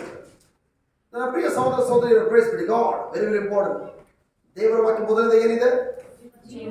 ಜೀವಂತವಾದದ್ದು, ಆಮೇಲೆ ಕ್ರಿಯಾತ್ಮಕವಾದದ್ದು, ಆಮೇಲೆ ಹರಿತವಾದದ್ದು. ಇಲ್ಲಿ 3 ಕಾರ್ಯಗಳು ನೋಡ್ತಾರೆ. ಒಂದು, ದೇವರ ವಾಕ್ಯ ಜೀವಂತವಾದದ್ದು, ದೇವರ ವಾಕ್ಯ ಕ್ರಿಯಾತ್ಮಕವಾದದ್ದು, ದೇವರ ವಾಕ್ಯ ಇಪ್ಪಾಯಿ ಕತ್ತಿಗಿಂತಲೂ ಹರಿತವಾದದ್ದು. ಬಟ್ ಇದನ್ನೇ ದೊಡ್ಡದಾಗಿ ಮಾಡುವಂತ ಇನ್ನೊಂದು ಟ್ರಾನ್ಸ್ಲೇಷನ್ ನೋಡೋಣ, ಆಂಪ್ಲಿಫೈಡ್ ಬೈಬಲ್. ಆಂಪ್ಲಿಫೈಡ್ ಬೈಬಲ್ ಹೇಳ್ತದೆ ದೇವರ ವಾಕ್ಯವು ಸಜೀವವಾದದ್ದು, ಇಲ್ಲ ಇದೆ, ಒಂದು ಜೀವಂತವಾದದ್ದು, ಎರಡನೇದು ಶಕ್ತಿಯುಳ್ಳದ್ದು, ಮೂರನೇದು ಕಾರ್ಯ ಸಾಧಿಸುವಂಥದ್ದು, ನಾಲ್ಕನೇದು ಪರಿಣಾಮಕಾರಿಯಾದದ್ದು, ಐದನೇದು ಪ್ರಬಲವಾದದ್ದು, ಆರನೇದು ಕ್ರಿಯಾತ್ಮಕವಾದದ್ದು, ಏಳನೇದು ನಿರ್ವಹಣೆ ಮಾಡುವಂಥದ್ದು, ಅದು ಆಪರೇಷನ್ ಮಾಡುವಂಥದ್ದು. ಇದಾಗಿದೆ ಆಂಪ್ಲಿಫೈಡ್ ಬೈಬಲ್. ಆಂಪ್ಲಿಫೈಡ್ ಬೈಬಲ್ ಅಂದ್ರೆ ಬೇರೆ ಬೈಬಲ್ ಅಲ್ಲ, ಇದೇ ಇಲ್ಲಿರುವ ಬೈಬಲ್ ಅನ್ನ ಸವಿಸ್ತಾರವಾಗಿ ವಿವರಿಸಿರುವುದು ಬೈಬಲ್. ಆಂಪ್ಲಿಫೈಡ್ ಮಾಡುವುದು, ದೊಡ್ಡದಾಗಿ ಮಾಡುವುದು. ಈಗ ಉದಾಹರಣೆಗೆ ಪ್ರೈಸ್ ಬಿಡಿ ಗಾಡ್, ಥ್ಯಾಂಕ್ ಗಾಡ್. ನಾನು ಹೇಳೋದು ಕೇಳಿಸ್ತಾ ಇದೆಯಾ? ಮೈಕ್ ಇಲ್ದಾನೆ ನಾನು ಮಾತಾಡೋದು ಕೇಳಿಸ್ತಾ ಇದೆಯಾ? ಕೇಳಿಸಲ್ಲ, ಇಲ್ಲ ಯಾರಿಗೂ ಕೇಳಿಸಲ್ಲ. ಸಿಸ್ಟರ್ ಕೂಡ ಹೇಳ್ತಾ ಇದ್ದಾರೆ ಕೇಳಿಸ್ತಾ ಇಲ್ಲ. ಬಟ್ ಆದ್ರೆ ಪ್ರೈಸ್ ಗಾಡ್, ನಾನು ಏನು ಮೊದಲು ಮಾತಾಡ್ತಿದ್ದೀನೋ ಈಗಲೂ ಅದೇ ಸ್ವರದಲ್ಲಿ ಮಾತಾಡ್ತಾ ಇದ್ದಾನೆ. ಬಟ್ ಈಗ ಕೇಳಿಸ್ತದೆ ಅವ್ರಿಗೆ. ಮೊದಲು ಮಾತಾಡಿದ್ದು ಕೇಳಿಸ್ತಿಲ್ಲ ಅಂತಂದ್ರು. ಯಾಕೆ? ನಾನು ಮೊದಲು ಮಾತಾಡಿದ ಅದೇ ಸ್ವರದಲ್ಲಿ ಈಗಲೂ ಕೂಡ ಮಾತಾಡ್ತಾ ಇದ್ದಾನೆ. ಆದರೆ ಈಗ ನನ್ನ ಆ ಮೊದಲಿದ್ದಂತ ಸಣ್ಣ ಸ್ವರವನ್ನ ಈ ಮೈಕ್ ಸ್ವೀಕರಿಸಿಕೊಂಡು ಈ ಕೇಬಲ್ ಮೂಲಕ ಆಂಪ್ಲಿಫೈರ್ ಕಳಿಸ್ತಾರೆ. ಆಂಪ್ಲಿಫೈರ್ ಅಲ್ಲಿರುವಂತ ಸಣ್ಣ ಸ್ವರವನ್ನ, ಅಲ್ಲಿರುವಂತದ್ದನ್ನ, ಅಲ್ಲಿ ಏನಿದೆಯೋ ಆ ಸಣ್ಣ ಸ್ವರವನ್ನ ಆಂಪ್ಲಿಫೈ ಮಾಡಿ ದೊಡ್ಡದಾಗಿ ಮಾಡಿ ಸ್ಪೀಕರ್ ಕಳಿಸ್ಕೊಡ್ತಾರೆ. ಅಷ್ಟೇ ಆಗಿದೆ. ಇರುವುದನ್ನ ದೊಡ್ಡದಾಗಿ ಮಾಡುವುದು, ಅದಕ್ಕೆ ಆಂಪ್ಲಿಫೈಯರ್. ಅದೇ ತರ ಆಂಪ್ಲಿಫೈಡ್ ಬೈಬಲ್ ಅಂದ್ರೆ ಏನು? ಅಲ್ಲಿರುವಂತ ಸತ್ಯವನ್ನೇ ದೊಡ್ಡದಾಗಿ ಸವಿಸ್ತರವಾಗಿ ತಿಳಿಸ್ಕೊಡೋ ಬೈಬಲ್. ಅದಕ್ಕೆ ಬ್ರದರ್ ಯಾವ್ದು ಬೈಬಲ್ ಹೋಗ್ಬಿಟ್ರು ಪ್ರೊಟೆಕ್ಷನ್ ಬೈಬಲ್ ಅನ್ಬೇಡಿ, ಇರುವಂತ ಬೈಬಲ್ನೇ ದೊಡ್ಡದಾಗಿ ಬೇರೆ ಭಾಷಾಂತರ ಮಾಡೋ ಬೈಬಲ್ ಅಲ್ಲಿ ವಿವರಿಸ್ತಾ ಇರೋದು. ಅರ್ಥ ಆಗ್ತದೆಯಾ? ಓಕೆ, ಮೊದಲನೇನು? ದೇವರ ವಾಕ್ಯವು ಸಜೀವವಾದದ್ದು, ಜೀವಂತವಾದದ್ದು. ಇನ್ನು ಬೈಬಲ್ ಮೇಲ್ಗಡೆ ಖಾಲಿ ಜಾಗ ಕೊಟ್ಟಿರ್ತಾರೆ, ಸೈಡಲ್ಲಿ ಖಾಲಿ ಜಾಗ, ಮೇಲ್ಗಡೆ ಖಾಲಿ ಜಾಗ. ಕರೆಕ್ಟ್? ಯಾಕೆ? ನೀವು ಪೆನ್ ತಗೋಬೋದು ಅಲ್ಲೆಲ್ಲ ತುಂಬಿಸಲಿ ಅಂತ ಬರ್ಕೊಳ್ಳಿ. ಅಲ್ಲಿ ಮೊದಲನೇದು ದೇವರ ವಾಕ್ಯ ಸಜೀವವಾದದ್ದು, ಜೀವಂತವಾದದ್ದು. ಓಕೆ, ನನ್ನ ಪ್ರಿಯ ಸಹೋದರ ಸಹೋದರಿಯರೇ, ತುಂಬಾ ಮುಖ್ಯವಾದ ಕಾರ್ಯ. Praise God. ಮೊದಲನೇದಾಗಿ ವಾಕ್ಯ ಹೇಳ್ತಿರುವಂಥದ್ದು ದೇವರ ವಾಕ್ಯವು ಸಜೀವವಾದದ್ದು. ದೇವರ ವಾಕ್ಯ. ವಾಕ್ಯ ಅಂದ್ರೇನು? ವಾಕ್ಯ ನುಡಿ. ನುಡಿ ಅಂದ್ರೇನು? ನುಡಿ ಅಂದ್ರೆ ನುಡಿ ಅಂದ್ರೆ ಒಂದು ವಸ್ತು. ಏನು ನುಡಿ ಅಂದ್ರೆ ವಸ್ತುನ ಮೈಕ್ ಅಂದ್ರೆ ಒಂದು ವಸ್ತು ಅಂತ ನಂಬೋದು, ಕೇಬಲ್ ಅಂದ್ರೆ ಒಂದು ವಸ್ತು ಅಂತ ನಂಬೋದು, ಶರ್ಟ್ ಒಂದು ವಸ್ತು ಅನ್ಬೋದು, ಕ್ಯಾಮ್ರಾ ಒಂದು ವಸ್ತು ಅನ್ಬೋದು, ಚೇರ್ ಒಂದು ವಸ್ತು ಅನ್ಬೋದು. ನುಡಿ ಬಾಯಿ ಹೇಳೋದು ಮಾತು ಒಂದು ವಸ್ತುನ. ಅದಕ್ಕೆ ಅವ್ರು ಆಶ್ಚರ್ಯಚಕಿತರೆ ನೋಡ್ತಾ ಇದ್ದಾರೆ. ಹಿಂಗೆ ನುಡಿ ಒಂದು ವಸ್ತು. ಹಾಗೆ ನಾನು ನಿಮ್ಗೆ ತಿಳಿಸ್ತೇನೆ, ಆಗ ನಿಮ್ಗೆ ಅರ್ಥ ಆಗುತ್ತೆ. ಪ್ರಿಯ ರೆಫರೆನ್ಸ್ ಬಿಡಿ ಗಾಡ್, ಎಸ್ಪೆಷಲಿ ಯಾರೆಲ್ಲ ಇಂಗ್ಲೀಷಲ್ಲಿ ಮಾತಾಡ್ತೀರಿ ನಿಮ್ಗೆ ಚೆನ್ನಾಗಿ ಅರ್ಥ ಆಗ್ತದೆ. ನೀವು ಯಾರಾದ್ರೂ ಒಬ್ಬರು ಕರೆದು ಏನೋ ಒಂದು ವಿಷಯ ಹೇಳಬೇಕು, ಇಂಗ್ಲೀಷಲ್ಲಿ ಹೇಳ್ತೀರಿ, come here, I want to tell you some word, something. ನೀವು ಥಿಂಗ್ ಅಂದ್ರೆ ಒಂದು ವಸ್ತು, ಕರೆಕ್ಟ್. ಥಿಂಗ್ಸ್ ಅಂದ್ರೆ ಒಂದು ವಸ್ತುಗಳು. ಥಿಂಗ್ ಸಮಥಿಂಗ್ ವಸ್ತು. ನೀವು ಏನಾದ್ರು ಒಂದು ವಸ್ತು ಕೊಡ್ತಾ ಇದ್ದೀರಾ ವ್ಯಕ್ತಿಗೆ? ಇಲ್ಲ. ನುಡಿಲಿಕ್ಕೆ ಏನಾದ್ರು ಒಂದು ವಿಷಯ ಹೇಳಿ ಕರೀತಾ ಇದ್ದೀರಿ. ಬಟ್ ನೀವೇನ್ ಹೇಳ್ತಿದ್ರಿ? I want to tell you something. ಅದರ ಅರ್ಥ ನಾವೇನನ್ನ ಹೇಳ್ತೀವಿ, ನುಡಿತೀವಿ, ಆ ನುಡಿಗಳು ಥಿಂಗ್ ವಸ್ತುವಾಗಿದೆ. Words are things. ನುಡಿಗಳು ಒಂದೊಂದು ವಸ್ತುಗಳಾಗಿವೆ. ಬಟ್ ಆದ್ರೆ ಪ್ರೈಸ್ ಬಿಡಿ ಗಾಡ್, ಆ ವಸ್ತುಗಳು ಕಣ್ಣಿಗೆ ಕಾಣುವ ವಸ್ತುಗಳಲ್ಲ, ಕಣ್ಣಿಗೆ ಕಾಣದ ಒಂದು ಸ್ಪಿರಿಚುವಲ್ ಥಿಂಗ್ಸ್, ಆಧ್ಯಾತ್ಮಿಕ ವಸ್ತುಗಳು. ಉದಾಹರಣೆಗೆ ನೀವು ಯಾವುದನ್ನೆಲ್ಲ ಕಣ್ಣಾರೆ ನೋಡ್ತೀರಿ, ಆ ಕಣ್ಣಾರೆ ಕಾಣುವಂತ ವಸ್ತುಗಳಿಗೆ ನಾವು ಹೇಳ್ತೇವೆ ಸ್ವಾಭಾವಿಕ ವಸ್ತುಗಳು. ಈ ಕಡೆ ಗಮನ ಕೊಡಿ. ನಿಮ್ಮ ಸುತ್ತಮುತ್ತ ಗಮನ ಕೊಟ್ಟರೆ ಏನು ಚೇಂಜ್ ಆಗೋದಿಲ್ಲ. ಪ್ಲೀಸ್ ಎಲ್ಲರೂ ಕೂಡ ದೇವರ ವಾಕ್ಯದ ಕಡೆ ಗಮನ ಕೊಡಿ. ಇದು ತುಂಬಾ ಮುಖ್ಯವಾದದ್ದು. ನುಡಿಗಳು ಒಂದೊಂದು ವಸ್ತುಗಳಾಗಿವೆ. ಯಾವ ವಸ್ತುಗಳು? ಕಣ್ಣಿಗೆ ಕಾಣದೇ ಇರುವ ವಸ್ತುಗಳು. ಕಣ್ಣಿಗೆ ಕಾಣದಿರುವಂತ ವಸ್ತುಗಳಿಗೆ ಹೇಳ್ತವೆ ಆಧ್ಯಾತ್ಮಿಕ, ಸ್ಪಿರಿಚುವಲ್ ಥಿಂಗ್ಸ್, ಆಧ್ಯಾತ್ಮಿಕ ವಸ್ತುಗಳು. ಯಾವುದೆಲ್ಲ ಕಣ್ಣಾರು ನೋಡ್ತೀರಿ ಅದೆಲ್ಲ ಸ್ವಾಭಾವಿಕ ವಸ್ತುಗಳು. ಉದಾಹರಣೆಗೆ mike, cable, shirt, mobile, bench, chair, ಇದೆಲ್ಲ ಕಣ್ಣಾರು ನೋಡ್ತಾ ಇದ್ದೀವಿ. ಕಣ್ಣಾರೆ ಕಾಣುವಂತ ವಸ್ತುಗಳಿಗೆ ಹೇಳ್ತವೆ ಸ್ವಾಭಾವಿಕ ವಸ್ತುಗಳು, ನ್ಯಾಚುರಲ್ ಥಿಂಗ್ಸ್, ಫಿಸಿಕಲ್ ಥಿಂಗ್ಸ್, ಸ್ವಾಭಾವಿಕ ವಸ್ತುಗಳು, ಭೌತಿಕ ವಸ್ತುಗಳು. ಬಟ್ ಅದು ಯಾವುದನ್ನು ಕಣ್ಣಾರೆ ನೋಡ್ಲಿಕ್ಕೆ ಸಾಧ್ಯವೋ ಸ್ಪಿರಿಚುವಲ್ ಥಿಂಗ್ಸ್, ಆತ್ಮಿಕವಾದ ವಸ್ತುಗಳು ಅಥವಾ ಆಧ್ಯಾತ್ಮಿಕ ವಸ್ತುಗಳು. ಸೊ ಥ್ಯಾಂಕ್ ಗಾಡ್, ಇಲ್ಲಿ ಈಗ ನಾನು ನೋಡ್ತೀವಿ ದೇವರ ವಾಕ್ಯಗಳು. ಪ್ರೈಸ್ ಬಿಡಿ ಗಾಡ್, ಥ್ಯಾಂಕ್ ಗಾಡ್, ಜೀವವನ್ನ ಹೊಂದಿವೆ. ದೇವರ ವಾಕ್ಯವು ಜೀವವನ್ನು ಹೊಂದಿರುವಂಥದ್ದು. ಹಾಗಾದ್ರೆ ನನ್ನ ಪ್ರೀತಿಯ ಸಹೋದರ ಸಹೋದರಿಯರೇ, ತುಂಬಾ ಮುಖ್ಯವಾದ ಕಾರ್ಯ ಅಂತಂದ್ರೆ ಪ್ರೈಸ್ ಗಾಡ್, ನಾನು ಮೊದಲೇ ಹೇಳಿದಂತೆ ದೇವರು ನೀವೇನೇ ಇವತ್ತು ಕಣ್ಣಾರೆ ನೋಡ್ತಾ ಇದ್ದೀರಿ, ಪ್ರೈಸ್ ಬಿಡಿ ಗಾಡ್, ಕಣ್ಣಾರೆ ಕಾಣುವಂತ ಪ್ರತಿಯೊಂದು ಸ್ವಾಭಾವಿಕ ವಸ್ತುಗಳು ಕೂಡ ಕಣ್ಣಿಗೆ ಕಾಣದಿರುವಂತಹ ಏನು ಆಧ್ಯಾತ್ಮಿಕ ವಸ್ತುಗಳಿಂದ ಜನ್ಮವನ್ನು ತಾಳಿರುವಂಥದ್ದು. ಇಬ್ರಿಗೆ ಬರೆದ ಪತ್ರ ತೆಗಿರಿ, ಅದೇ 11ನೇ ಅಧ್ಯಾಯ, 11 ತೆಗಿರಿ. ಇಬ್ರಿಗೆ ಬರೆದ ಪತ್ರ 11ನೇ ಅಧ್ಯಾಯ ವಾಕ್ಯ 3 ಓದಿ. ವಿಶ್ವಾಸವು ದೇವರ ವಾಣಿಯಿಂದ ಉಂಟಾಯಿತು. ವಿಶ್ವವು ದೇವರ ವಾಣಿಯಿಂದ ಉಂಟಾಯಿತು. ಯಾವ್ದ್ರಿಂದ ಉಂಟಾಯಿತು ವಿಶ್ವ? ವಿಶ್ವ ಅಂದ್ರೆ ಏನು? ಈ ಪ್ರಪಂಚ, ಈ ಜಗತ್ತು, ನಾವು ಏನನ್ನ ಕಣ್ಣಾರೆ ನೋಡ್ತಾ ಇದೀವಿ, ಈ ಕಣ್ಣಾರೆ ಕಾಣುವಂತ ಜಗತ್ತು ಯಾವ್ದಿಂದ ಉಂಟಾಯ್ತು? ದೇವರ ವಾಣಿಯಿಂದ ಉಂಟಾಯ್ತು, ದೇವರ ವಾಕ್ಯದಿಂದ ಉಂಟಾಯ್ತು. ಆಮೇಲೆ ಎಂಬುದನ್ನು ಮತ್ತು ಗೋಚರವಾದವುಗಳು ಅಗೋಚರವಾದವುಗಳಿಂದ ಉಂಟಾದವು. ಅಷ್ಟು ಮಾತ್ರ ಅಲ್ಲ, ಗೋಚರವಾದಗಳು. ಗೋಚರವಾದಗಳು ಅಂದ್ರೆ ಯಾವುದು? ಯಾವುದನ್ನ ಕಣ್ಣಾರೆ ನೋಡ್ತಾ ಇದೀವಿ, ಕಣ್ಣಾರೆ ಕಾಣುವಂತವುಗಳೆಲ್ಲವೂ ಕಣ್ಣಿಗೆ ಕಾಣದಿರುವಂತಹ ವಸ್ತುಗಳಿಂದ ಉಂಟಾದವು. ಮತ್ತು ಹೇಳೋದ್ರೆ ಪ್ರೈಸ್ ಗಾಡ್, ಈ ಸ್ವಾಭಾವಿಕ ಲೋಕದಲ್ಲಿ ಸುತ್ತಮುತ್ತಲು ಯಾವುದನ್ನೆಲ್ಲ ಕಣ್ಣಾರೆ ನೋಡ್ತಾ ಇದ್ರಿ ಅವುಗಳೆಲ್ಲವೂ ಕಣ್ಣಿಗೆ ಕಾಣದಿರುವಂತಹ ಆಧ್ಯಾತ್ಮಿಕ ಲೋಕದಲ್ಲಿ ಉಂಟಾದವು. ಮತ್ತು ಹೇಳೋದ್ರೆ ಆಧ್ಯಾತ್ಮಿಕ ಲೋಕ ಬಂದು ತಾಯಿ ರೀತಿಯಲ್ಲಿ, ಕಣ್ಣಿಗೆ ಕಾಣುವಂತಹ ಸ್ವಾಭಾವಿಕ ಲೋಕ ಮಗುವಿನ ರೀತಿಯಲ್ಲಿ. ತಾಯಿಯಿಂದ ಮಗು ಹುಟ್ಟುವಂಥದ್ದು ಕರೆಕ್ಟ್. ಹಾಗಾದ್ರೆ ಅವರಿಬ್ಬರಲ್ಲಿ ಯಾರು ಶಕ್ತಿಯುತವಾದವರು? ತಾಯಿನ ಮಗುನ? ಮಗು.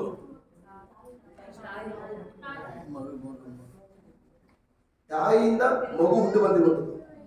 ಹಾಗಾದ್ರೆ ಮಗು ತುಂಬಾ ಶಕ್ತಿಯುತವಾಗಿರುವಂಥದ್ದು, ತಾಯಿ ಶಕ್ತಿಯುತವಾಗಿರುವಂಥದ್ದು. ತಾಯಿ ಅಂತ ಇನ್ನ ಬೇಕಾದ್ರೆ 10 ಮಕ್ಕಳನ್ನು ತಾಯಿ ರೋಗ ಕೊಡ್ಬೋದು, ಕರೆಕ್ಟಾ? ತಾಯಿಯಿಂದಲೇ ಮಗು ಬಂದಿರುವಂಥದ್ದು. ಅದೇ ತರ ಬೇರೆ ಕಣ್ಣಿಗೆ ಕಾಣದಿರುವಂತಹ ಆಧ್ಯಾತ್ಮಿಕ ಲೋಕದಿಂದ ಕಣ್ಣಿಗೆ ಕಾಣುವಂತ ಈ ಲೋಕ ಬಂದಿರುವಂಥದ್ದು. ಹಾಗಾದ್ರೆ ಯಾವ ಲೋಕ ತುಂಬಾ ಸ್ಟ್ರಾಂಗ್? ಅದನ್ನ ನೋಡ್ಬಿಟ್ಟು ಹೇಳ್ಬೋದು, ಹೆಣ್ಣು ಮಕ್ಕಳೇ ಸ್ಟ್ರಾಂಗ್ ಅವರು ತಾಯಿದ್ರು.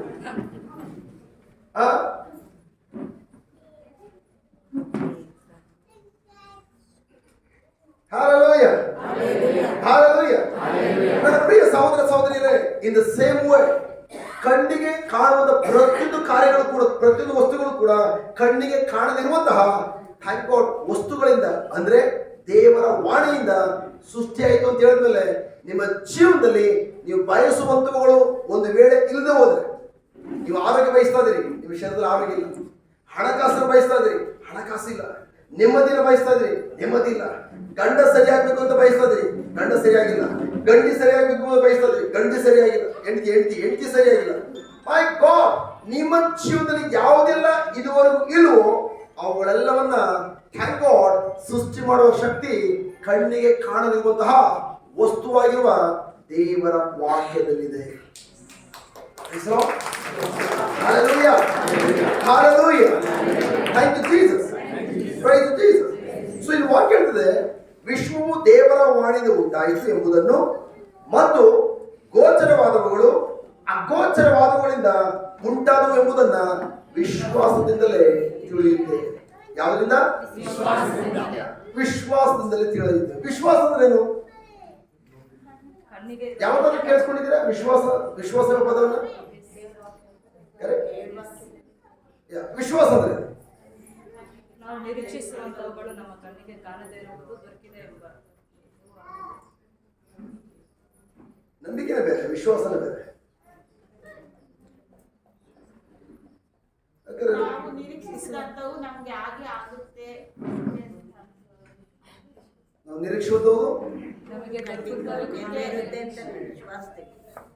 ಸಿಂಪಲ್. Thank god. ವಿಶ್ವಾಸ ಅಂದ್ರೆ ನಾನು ಕಣ್ಣಿಗೆ ಕಾಣದೆ ಇರುವಂತದನ್ನ ನಂಬುತ್ತೇನೆ ಎಂಬುದಾಗಿ ಹೇಳುವಂತದ್ದಾಗಿದೆ ವಿಶ್ವಾಸ. ನಾನು ಕಣ್ಣಾರೆ ಕಾಣದೆ ಹೋದ್ರೂ ಕೂಡ ಪ್ರೈಸ್ ಗಾಡ್ ನಾನು ಅದನ್ನು ನಂಬ್ತೇನೆ ಎಂಬುದಾಗಿ ಹೇಳುವಂತದ್ದಾಗಿದೆ ವಿಶ್ವಾಸ. ನನ್ನ ಪ್ರಿಯ ಸಹೋದರ ಸಹೋದರಿಯರೇ, ಪ್ರೈಸ್ ಬಿಡಿ ಗಾಡ್, ನಾನು ವಿಶ್ವಾಸದಲ್ಲಿದ್ದೇನೆ ಎಂಬುದಾಗಿ ಒಂದು ವ್ಯಕ್ತಿ ಹೇಳಿ, ಆ ವ್ಯಕ್ತಿ ಪ್ರೈಸ್ ಗಾಡ್ ಡಾಕ್ಟರ್ ಕೊಟ್ಟು ನೋಡ್ಬಿಟ್ಟು ದೇವಾ ಅಥವಾ ಬ್ರದರ್ ನನಗೆ ಕ್ಯಾನ್ಸರ್ ಇದೆ ಎಂಬುದಾಗಿ ಹೇಳುವಾಗ ಅದು ವಿಶ್ವಾಸನ? ಯಾಕಂದ್ರೆ ಕಣ್ಣಾರೆ ಕಾಣುವಂತಂದ್ರೆ ಮಾತ್ರ ಮಾತಾಡ್ತಿರುವಂಥದ್ದು. ವಿಶ್ವಾಸ ಅಂದ್ರೆ ಏನು? ನಾನು ಕಣ್ಣಿಗೆ ಕಾಣದೆ ಇರುವಂತದನ್ನ ನಾನು ನಂಬ್ತೇನೆ. ಮತ್ತೊಂದು ಹೇಳೋದಾದ್ರೆ ಪ್ರೈಸ್ ಗಾಡ್, ದೇವರ ಮಕ್ಕಳಾಗಿರುವಂತ ನಾವು ಪ್ರೈಸ್ ಗಾಡ್, ನಾವು ಈವನ್ ಕಣ್ಣಾರೆ ಕಾಣದಿದ್ರು ಕೂಡ ದೇವ ನಿಮ್ಮ ವಾಕ್ಯದಲ್ಲಿ ಈ ರೀತಿ ನುಡಿದಿದ್ದೀರಿ, ಈ ರೀತಿ ಲಿಖಿತಗೊಳಿಸಿದ್ದೀರಿ. ಪ್ರೈಸ್ ಗಾಡ್, ಅದು ನಂಬಲಿಕ್ಕಾಗಿ ನನಗೆ ಯಾವುದೇ ಕಣ್ಣಿಗೆ ಕಾಣುವಂತ ಸಾಕ್ಷಿ ಅಂದ್ರೆ ಬೇಕಾಗಿಲ್ಲ. ನಿಮ್ಮ ವಾಕ್ಯ ಒಂದೇ ಸಾಕು. ಆ ವಾಕ್ಯ ಏನ್ ಹೇಳ್ತದೋ ಅದನ್ನು ನಂಬಿ ಅದ್ರ ಪ್ರಕಾರ ನೋಡಿದ್ದೇನೆ. ಹಲೋ,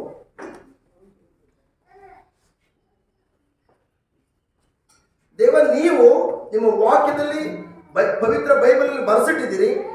ಆ ವಾಕ್ಯಗಳನ್ನ price be to god, thank god, even ಕಣ್ಣಾರೆ ಕಾಣದೆ ಹೋದ್ರೂ ಕೂಡ, ಕಣ್ಣಿಗೆ ಕಾಣುವಂತ ಯಾವುದೇ ಸಾಕ್ಷಿ ಆದ್ರೆ ಇಲ್ಲದಿದ್ರು ಕೂಡ ಆ ವಾಕ್ಯವನ್ನ ನಾನು ನಂಬ್ತೇನೆ. ಉದಾಹರಣೆಗೆ ಪ್ರೈಸ್ ಗಾಡ್, ಎಷ್ಟು ಮಂದಿ ಯೇಸುವನ್ನು ನೋಡಿದ್ರಿ? ಕಣ್ಣಾರೆ ನೋಡಿದಿರಿ? ಕೆಲವು ಕನ್ಸಲ್ ಕಂಡಿರ್ಬೋದು. ಕನ್ಸಲ್ ಕಂಡ್ರೆ ಡೂಪ್ಲಿಕೇಟ್ ಜೀವಸ್ ಬಿಳಿ ಬಟ್ಟೆ ಹಾಕಿ ಬಂದಿದ್ರು, ಕೆಂಚು ಕೂದಲು ಬಿಟ್ಕೊಂಡು ಬಂದಿದ್ರು, ಅದೆಲ್ಲ ನಿಮ್ಮ ಭ್ರಮೆ.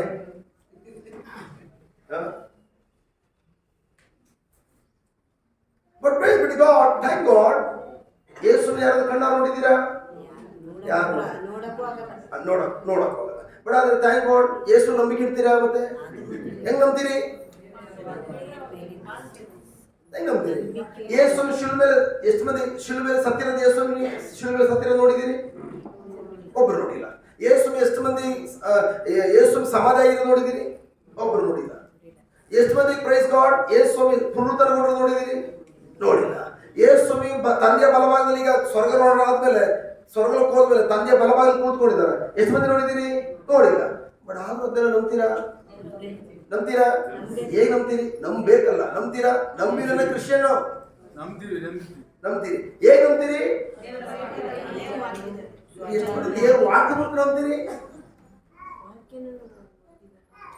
ಹಲೋ, ವಾಕ್ಯನೇ ಗೊತ್ತಿಲ್ಲ ಇನ್ನೆಲ್ಲ ಅಂತೀವಿ?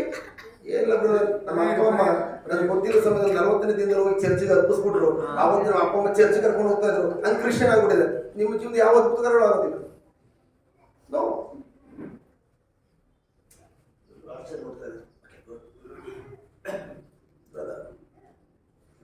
ಬಟ್ ನನ್ನ ಬಗ್ಗೆ ಆಗಿದ್ರೆ ನಾನು 25ನೇ ವಯಸ್ಸಿನಲ್ಲಿ ನಾನು ಯೇಸುವನ್ನು ಕಂಡುಕೊಂಡಿದ್ದೆ. ನಾನು ದೀಕ್ಷಾನ ಪಡ್ಕೊಂಡಿದ್ದು 25ನೇ ವಯಸ್ಸಿನಲ್ಲಿ. ಮೋಸ್ಟ್ಲಿ ನಿಮಗೆಲ್ಲ 45 ದಿನದಲ್ಲಿ ಆಗಿರೋದು. ಕ್ರೈಸ್ತ ಮಕ್ಕಳಿಗೆ 45 ದಿನ. ಬಟ್ ಪ್ರಶ್ನೆ ಏನಂತಂದ್ರೆ 45 ದಿನದಲ್ಲಿ ಯೇಸು ನಿಮ್ಮ ಸ್ವಂತ ರಕ್ಷಕರಾಗಿ ಪ್ರಭುವಾಗಿ ಸ್ವೀಕಾರ ಮಾಡ್ಕೊಂಡ್ರೆ ನೀವು? ಇಲ್ಲ ಇಲ್ಲ ಇಲ್ಲ, ನಿಮ್ಗೆ ಏನು ಜ್ಞಾನನೇ ಇರಲ್ಲ. ಯಾರೇ ಇಲ್ಲ, ಬೇರೆ ಪ್ರೇಯರ್ ಹೇಳ್ಕೊಟ್ರೆ ಆಚೆ ಹೇಳ್ಕೊಡ್ತೀವಿ, ಅದು ಹೇಳ್ತದೆ ಆಚೆ ಹೇಳ್ಕೊಡ್ತೀವಿ, ಬೇರೆ ಏನು ಗೊತ್ತಿಲ್ಲ. 40 ದಿನದಲ್ಲಿ ನೀವು ಪ್ರೇಯರ್ ಹೇಳ್ಕೊಟ್ರ? ಅಲ್ಲ, ಮೊದಲಿಂದೆ ಅಷ್ಟೇ. ಮಗುಗೆ ಏನಾದ್ರು ಪ್ರೇಯರ್ ಹೇಳ್ಕೊಡ್ತಾರ? ಮಗು ಎಷ್ಟೊತ್ತಿಗೆ ಸೆಕೆ ಈ ಸುತ್ತಮುತ್ತ ಜನರೆಲ್ಲ ಸೇರ್ಕೊಂಡು ಏನೋ ಮಾಡ್ತಾರೋ ಇಲ್ಲಿ ಬಿಟ್ಟರೆ ಸಾಕು ಅಂತ ಹೇಳ್ತಾ ಕರೆಕ್ಟ್. ಹಾಗಾದ್ರೆ ಹೇಗೆ ನೀವು ಥ್ಯಾಂಕ್ ಗಾಡ್ ಜಸ್ಟ್ ರಕ್ಷಣೆ ಹೊಂದ್ಕೊಂಡ್ರಿ? ಹೇಗೆ ನೀವು ಪ್ರೈಸ್ ಗಾಡ್ ದೇವರ ಕುಟುಂಬ ಬಂದ್ರಿ? ಯಾಕಂದ್ರೆ ಪ್ರೈಸ್ ಗಾಡ್ ಮಗು ಹುಟ್ಟುವಾಗ ಪ್ರತಿಯೊಂದು ಮಗು ಕೂಡ ಪಾಪದಲ್ಲಿ ಹುಟ್ಟುವಂಥದ್ದು. ಬಟ್ 40ನೇ ದಿನ ಯಾವಾಗ ಥ್ಯಾಂಕ್ ಗಾಡ್ ದೇವರ ಆಲಯದಲ್ಲಿ ಥ್ಯಾಂಕ್ ಗಾಡ್ ನಿಮ್ಮನ್ನು ಹೋಗಿ ನಿಮ್ಮ ತಂದೆ ತಾಯಿಗಳು ಮತ್ತು ಜ್ಞಾನ ತಂದೆ ತಾಯಿಗಳು ಅವರ ವಿಶ್ವಾಸದ ಮೇರೆಗೆ ನಿಮ್ಮನ್ನು ಕರ್ಕೊಂಡು ಹೋಗಿ ದೇವರ ಆಲಯದಲ್ಲಿ ಅರ್ಪಿಸಬಹುದು. ಅವರ ವಿಶ್ವಾಸದ ಮೇರೆಗೆ ನೀವು ರಕ್ಷಣೆ ಹೊಂದ್ಕೊಂಡ್ರಿ. ಅದರ ಅರ್ಥ ಸೈತಾನ್ನ ಸಾಮ್ರಾಜ್ಯದಲ್ಲಿ ಇದ್ದಂಥ ನಮ್ಮನ್ನ, ಆ ಮಗುವನ್ನ ದೇವರಿಗೆ ಅರ್ಪಿಸಿ ತಂದೆ ತಾಯಿಗಳ ವಿಶ್ವಾಸದ ಮೂಲಕ ದೇವರ ಸಾಮ್ರಾಜ್ಯಕ್ಕೆ ಆ ಮಗುವನ್ನ ಅಡ್ಮಿಷನ್ ಮಾಡಿಸೋದು. ಬಟ್ ಅಡ್ಮಿಷನ್ ಮಾಡಿಸಿದ ಮಾತ್ರಕ್ಕೆ ಆ ಮಗು ದೇವರ ಸಾಮ್ರಾಜ್ಯದ ಎಲ್ಲಾ ಕಾರ್ಯಗಳನ್ನ ಅನುಭವಿಸ್ತದೆ ಎಂಬ ಯಾವುದೇ ಗ್ಯಾರಂಟಿ ಇಲ್ಲ. ಯಾವ ರೀತಿ ನಿಮ್ಮ ಮಕ್ಕಳನ್ನ ಸಪೋಸ್ ಉದಾಹರಣೆಗೆ ಒಂದು ಒಳ್ಳೆ ಕಾಲೇಜ್ ಅಂತೇಳಿ ಯಾವುದೋ ಒಂದು ಇಂಜಿನಿಯರಿಂಗ್ ಕಾಲೇಜ್ ಸೇರಿಸಿದ್ರು. ಇಂಜಿನಿಯರಿಂಗ್ ಕಾಲೇಜ್ಗೆ ಒಳ್ಳೆ ಡೊನೇಷನ್ ಕೊಟ್ಟು ಲಕ್ಷಾಂತರ ರೂಪಾಯಿ ಕೊಟ್ಟು ಸೇರಿಸಿದ್ರಿ. ನಿಮ್ಮ ಮಗು ಕಾಲೇಜ್ ಸೇರ್ಕೊಂಡ ಮಾತ್ರಕ್ಕೆ ಇಂಜಿನಿಯರ್ ಎಂಬುದಾಗಿ ಸರ್ಟಿಫಿಕೇಟ್ ಪಡ್ಕೊಂಡ ಇಲ್ಲ. ತದನಂತರ ಪ್ರೈಸ್ ಬಿಡಿ ಗಾಡ್, ಥ್ಯಾಂಕ್ ಗಾಡ್, ಫೈನಲ್ ಎಕ್ಸಾಮ್ಗೆ ಜಸ್ಟ್ ನಿಮ್ಮ ಮಗು, ನಿಮ್ಮ ಮಗ, ಜಸ್ಟ್ ಎಲ್ಲರೂ ಕೂಡ ನಿಮ್ಮ ಮಗನ ಫ್ರೆಂಡ್ಸ್ಗಳು, ನಿಮ್ಮ ಮಗ ಕಾಲೇಜ್ಗೆ ಹೋಗ್ತಾರೆ, ಅಡ್ಮಿಷನ್ ಆಯಿತು, ಒಂದಿನ 2 ದಿನ ಹೋಗಿ ಆಯಿತು. ಅದಾದ್ಮೇಲೆ ಮಮ್ಮಿ ಕಾಲೇಜ್ ಹೋಗ್ತೀನಿ ಅಂತ ಹೇಳುವಂಥದ್ದು, ಜಸ್ಟ್ ಹೋಗಿ ನೋಡಿದ್ರೆ ಅಲ್ಲಿ ಸುತ್ತಾಡುವಂಥದ್ದು, ಫ್ರೆಂಡ್ಸ್ ಜೊತೆ ಕಾಲ ಕಳೆಯುವಂಥದ್ದು. ಒಂದಿನ ಕಾಲೇಜ್ ಹೋಗಿಲ್ಲ. ಕೊನೆಗೆ ಫ್ರೆಂಡ್ಸ್ಗಳು ಹೇಳಿದ್ರು, ಎಲ್ಲೋ ನೀನು ಹಾಲ್ ಟಿಕೆಟ್ ಕೊಡ್ತಂದ್ರೆ ಎಕ್ಸಾಮ್ಗೆ ಬಾರೋ, ಹಾಲ್ ಟಿಕೆಟ್ ತೆಗೆದುಕೋ. ಆಗ ಪ್ರಿನ್ಸಿಪಲ್ ಆಫೀಸಲ್ಲಿ ಪ್ರೈಸ್ ಗಾಡ್ ಹಾಲ್ ಟಿಕೆಟ್ ಕೊಡ್ತಾ ಇದ್ದಾರೆ. ಪ್ರಿನ್ಸಿಪಲ್ ಕರೆದ್ರು. ಪ್ರಿನ್ಸಿಪಲ್ ಎಲ್ಲ ಮಕ್ಕಳು ಬರ್ತಾ ಇದಾರೆ, ಕ್ಯೂ ಅಲ್ಲಿ ಬರ್ತಾ ಇದಾರೆ. ಬಂದು ಎಲ್ಲರ ಹೆಸರು ನೋಡ್ತಾ ಇದ್ದಾರೆ. ನಿನ್ನ ಹೆಸರೇನು? ಪ್ರೈಸ್ ಗಾಡ್ ಆಂಟನಿ ನೋಡ್ತಿದ್ರೆ ಹಾಂ ಕರೆಕ್ಟ್, ಹಾಲ್ ಟಿಕೆಟ್ ಕೊಟ್ಟು ಕಳಿಸ್ತವ್ರು. ನೆಕ್ಸ್ಟ್ ಅದರಿಂದ ನಿಮ್ಮ ಮಗ ಹೋದ. ನಿಮ್ಮ ಮಗ ಹೋಗಿ ತಾಯಿ ನಿನ್ನ ಹೆಸರೇನಪ್ಪ? ಹೆಸರು ಇಂಥ ಹೆಸರು ಅಂತ ಹೇಳಿದ್ಮೇಲೆ ಹುಡುಕ್ತಾ ಇದ್ದಾರೆ. ಹೆಸರಿಲ್ಲ, ಅಲ್ಲಿ ಕಾಣ್ತಾನೆ ಇಲ್ಲ. ಯಾವ ಸೆಕ್ಷನ್ ಅಪ್ಪ? ಜಸ್ಟ್ ಎ ಸೆಕ್ಷನ್ ಹುಡುಕ್ತಾ ಇದ್ದಾರೆ. ಎ ಸೆಕ್ಷನ್ ಇಲ್ವಲ್ಲ, ಎ ಸೆಕ್ಷನ್ ನಿನ್ನ ಹೆಸರು ಇಲ್ವಲ್ಲಪ್ಪ. ಆಗ ಎ ಸೆಕ್ಷನ್ ಲೆಕ್ಚರರ್ ಕರೆಸಿದ್ರು. ಯಾರು? ಕ್ಲಾಸ್ ಲೆಕ್ಚರರ್, ಪ್ರೊಫೆಸರ್ ಕರೆಸಿದ್ರು. ಮೇಡಮ್ ಜಸ್ಟ್ ಈ ಹುಡುಗನ ಹೆಸರು ಇಲ್ವೇ ಇಲ್ಲ, ಎಂಟ್ರಿ ಆಗಿರಲ್ಲ. ಆಗ ಆ ನಿಮ್ಮ ಮಗನ ಮೇಲೆ ಕೆಳಗಡೆ ನೋಡೋದು, ಸರ್ ಈ ಹುಡುಗನ ಕ್ಲಾಸ್ ಮುಂದಿನ ನೋಡಿ. ಹಂಗೆ ಹೇಳಿದ ತಕ್ಷಣ ನಿಮ್ಮ ಹುಡುಗನ ಕೋಪ ಬಂತು. ಜಸ್ಟ್ ನಾನು ಕ್ಲಾಸಲ್ಲಿ ಇಲ್ಲ ಅಂತ ಹೇಳ್ತೀರಾ, ನನಗೆ ಸೇರಿಲ್ಲ ಅಂತ ಹೇಳ್ತೀರಾ ಜಸ್ಟ್ ಅಂತೇಳಿ ನಿಮಗೆ ಫೋನ್ ಮಾಡಿದ್ರು. ಮಮ್ಮಿ ನನಗೆ ಹಾಲ್ ಟಿಕೆಟ್ ಕೊಡ್ತಾಲ್ಲ, ಡ್ಯಾಡಿ ನನಗೆ ಹಾಲ್ ಟಿಕೆಟ್ ಕೊಡ್ತಾನೆ. ಆಗ ನೀವು ಜಸ್ಟ್ ಹೇಳ್ತೀವಿ ವರಲಂಗ ಬಂದಿರ್ಕಾಗ ವರೆ ವರೆ ವರೆ ವರೆ ವರೆ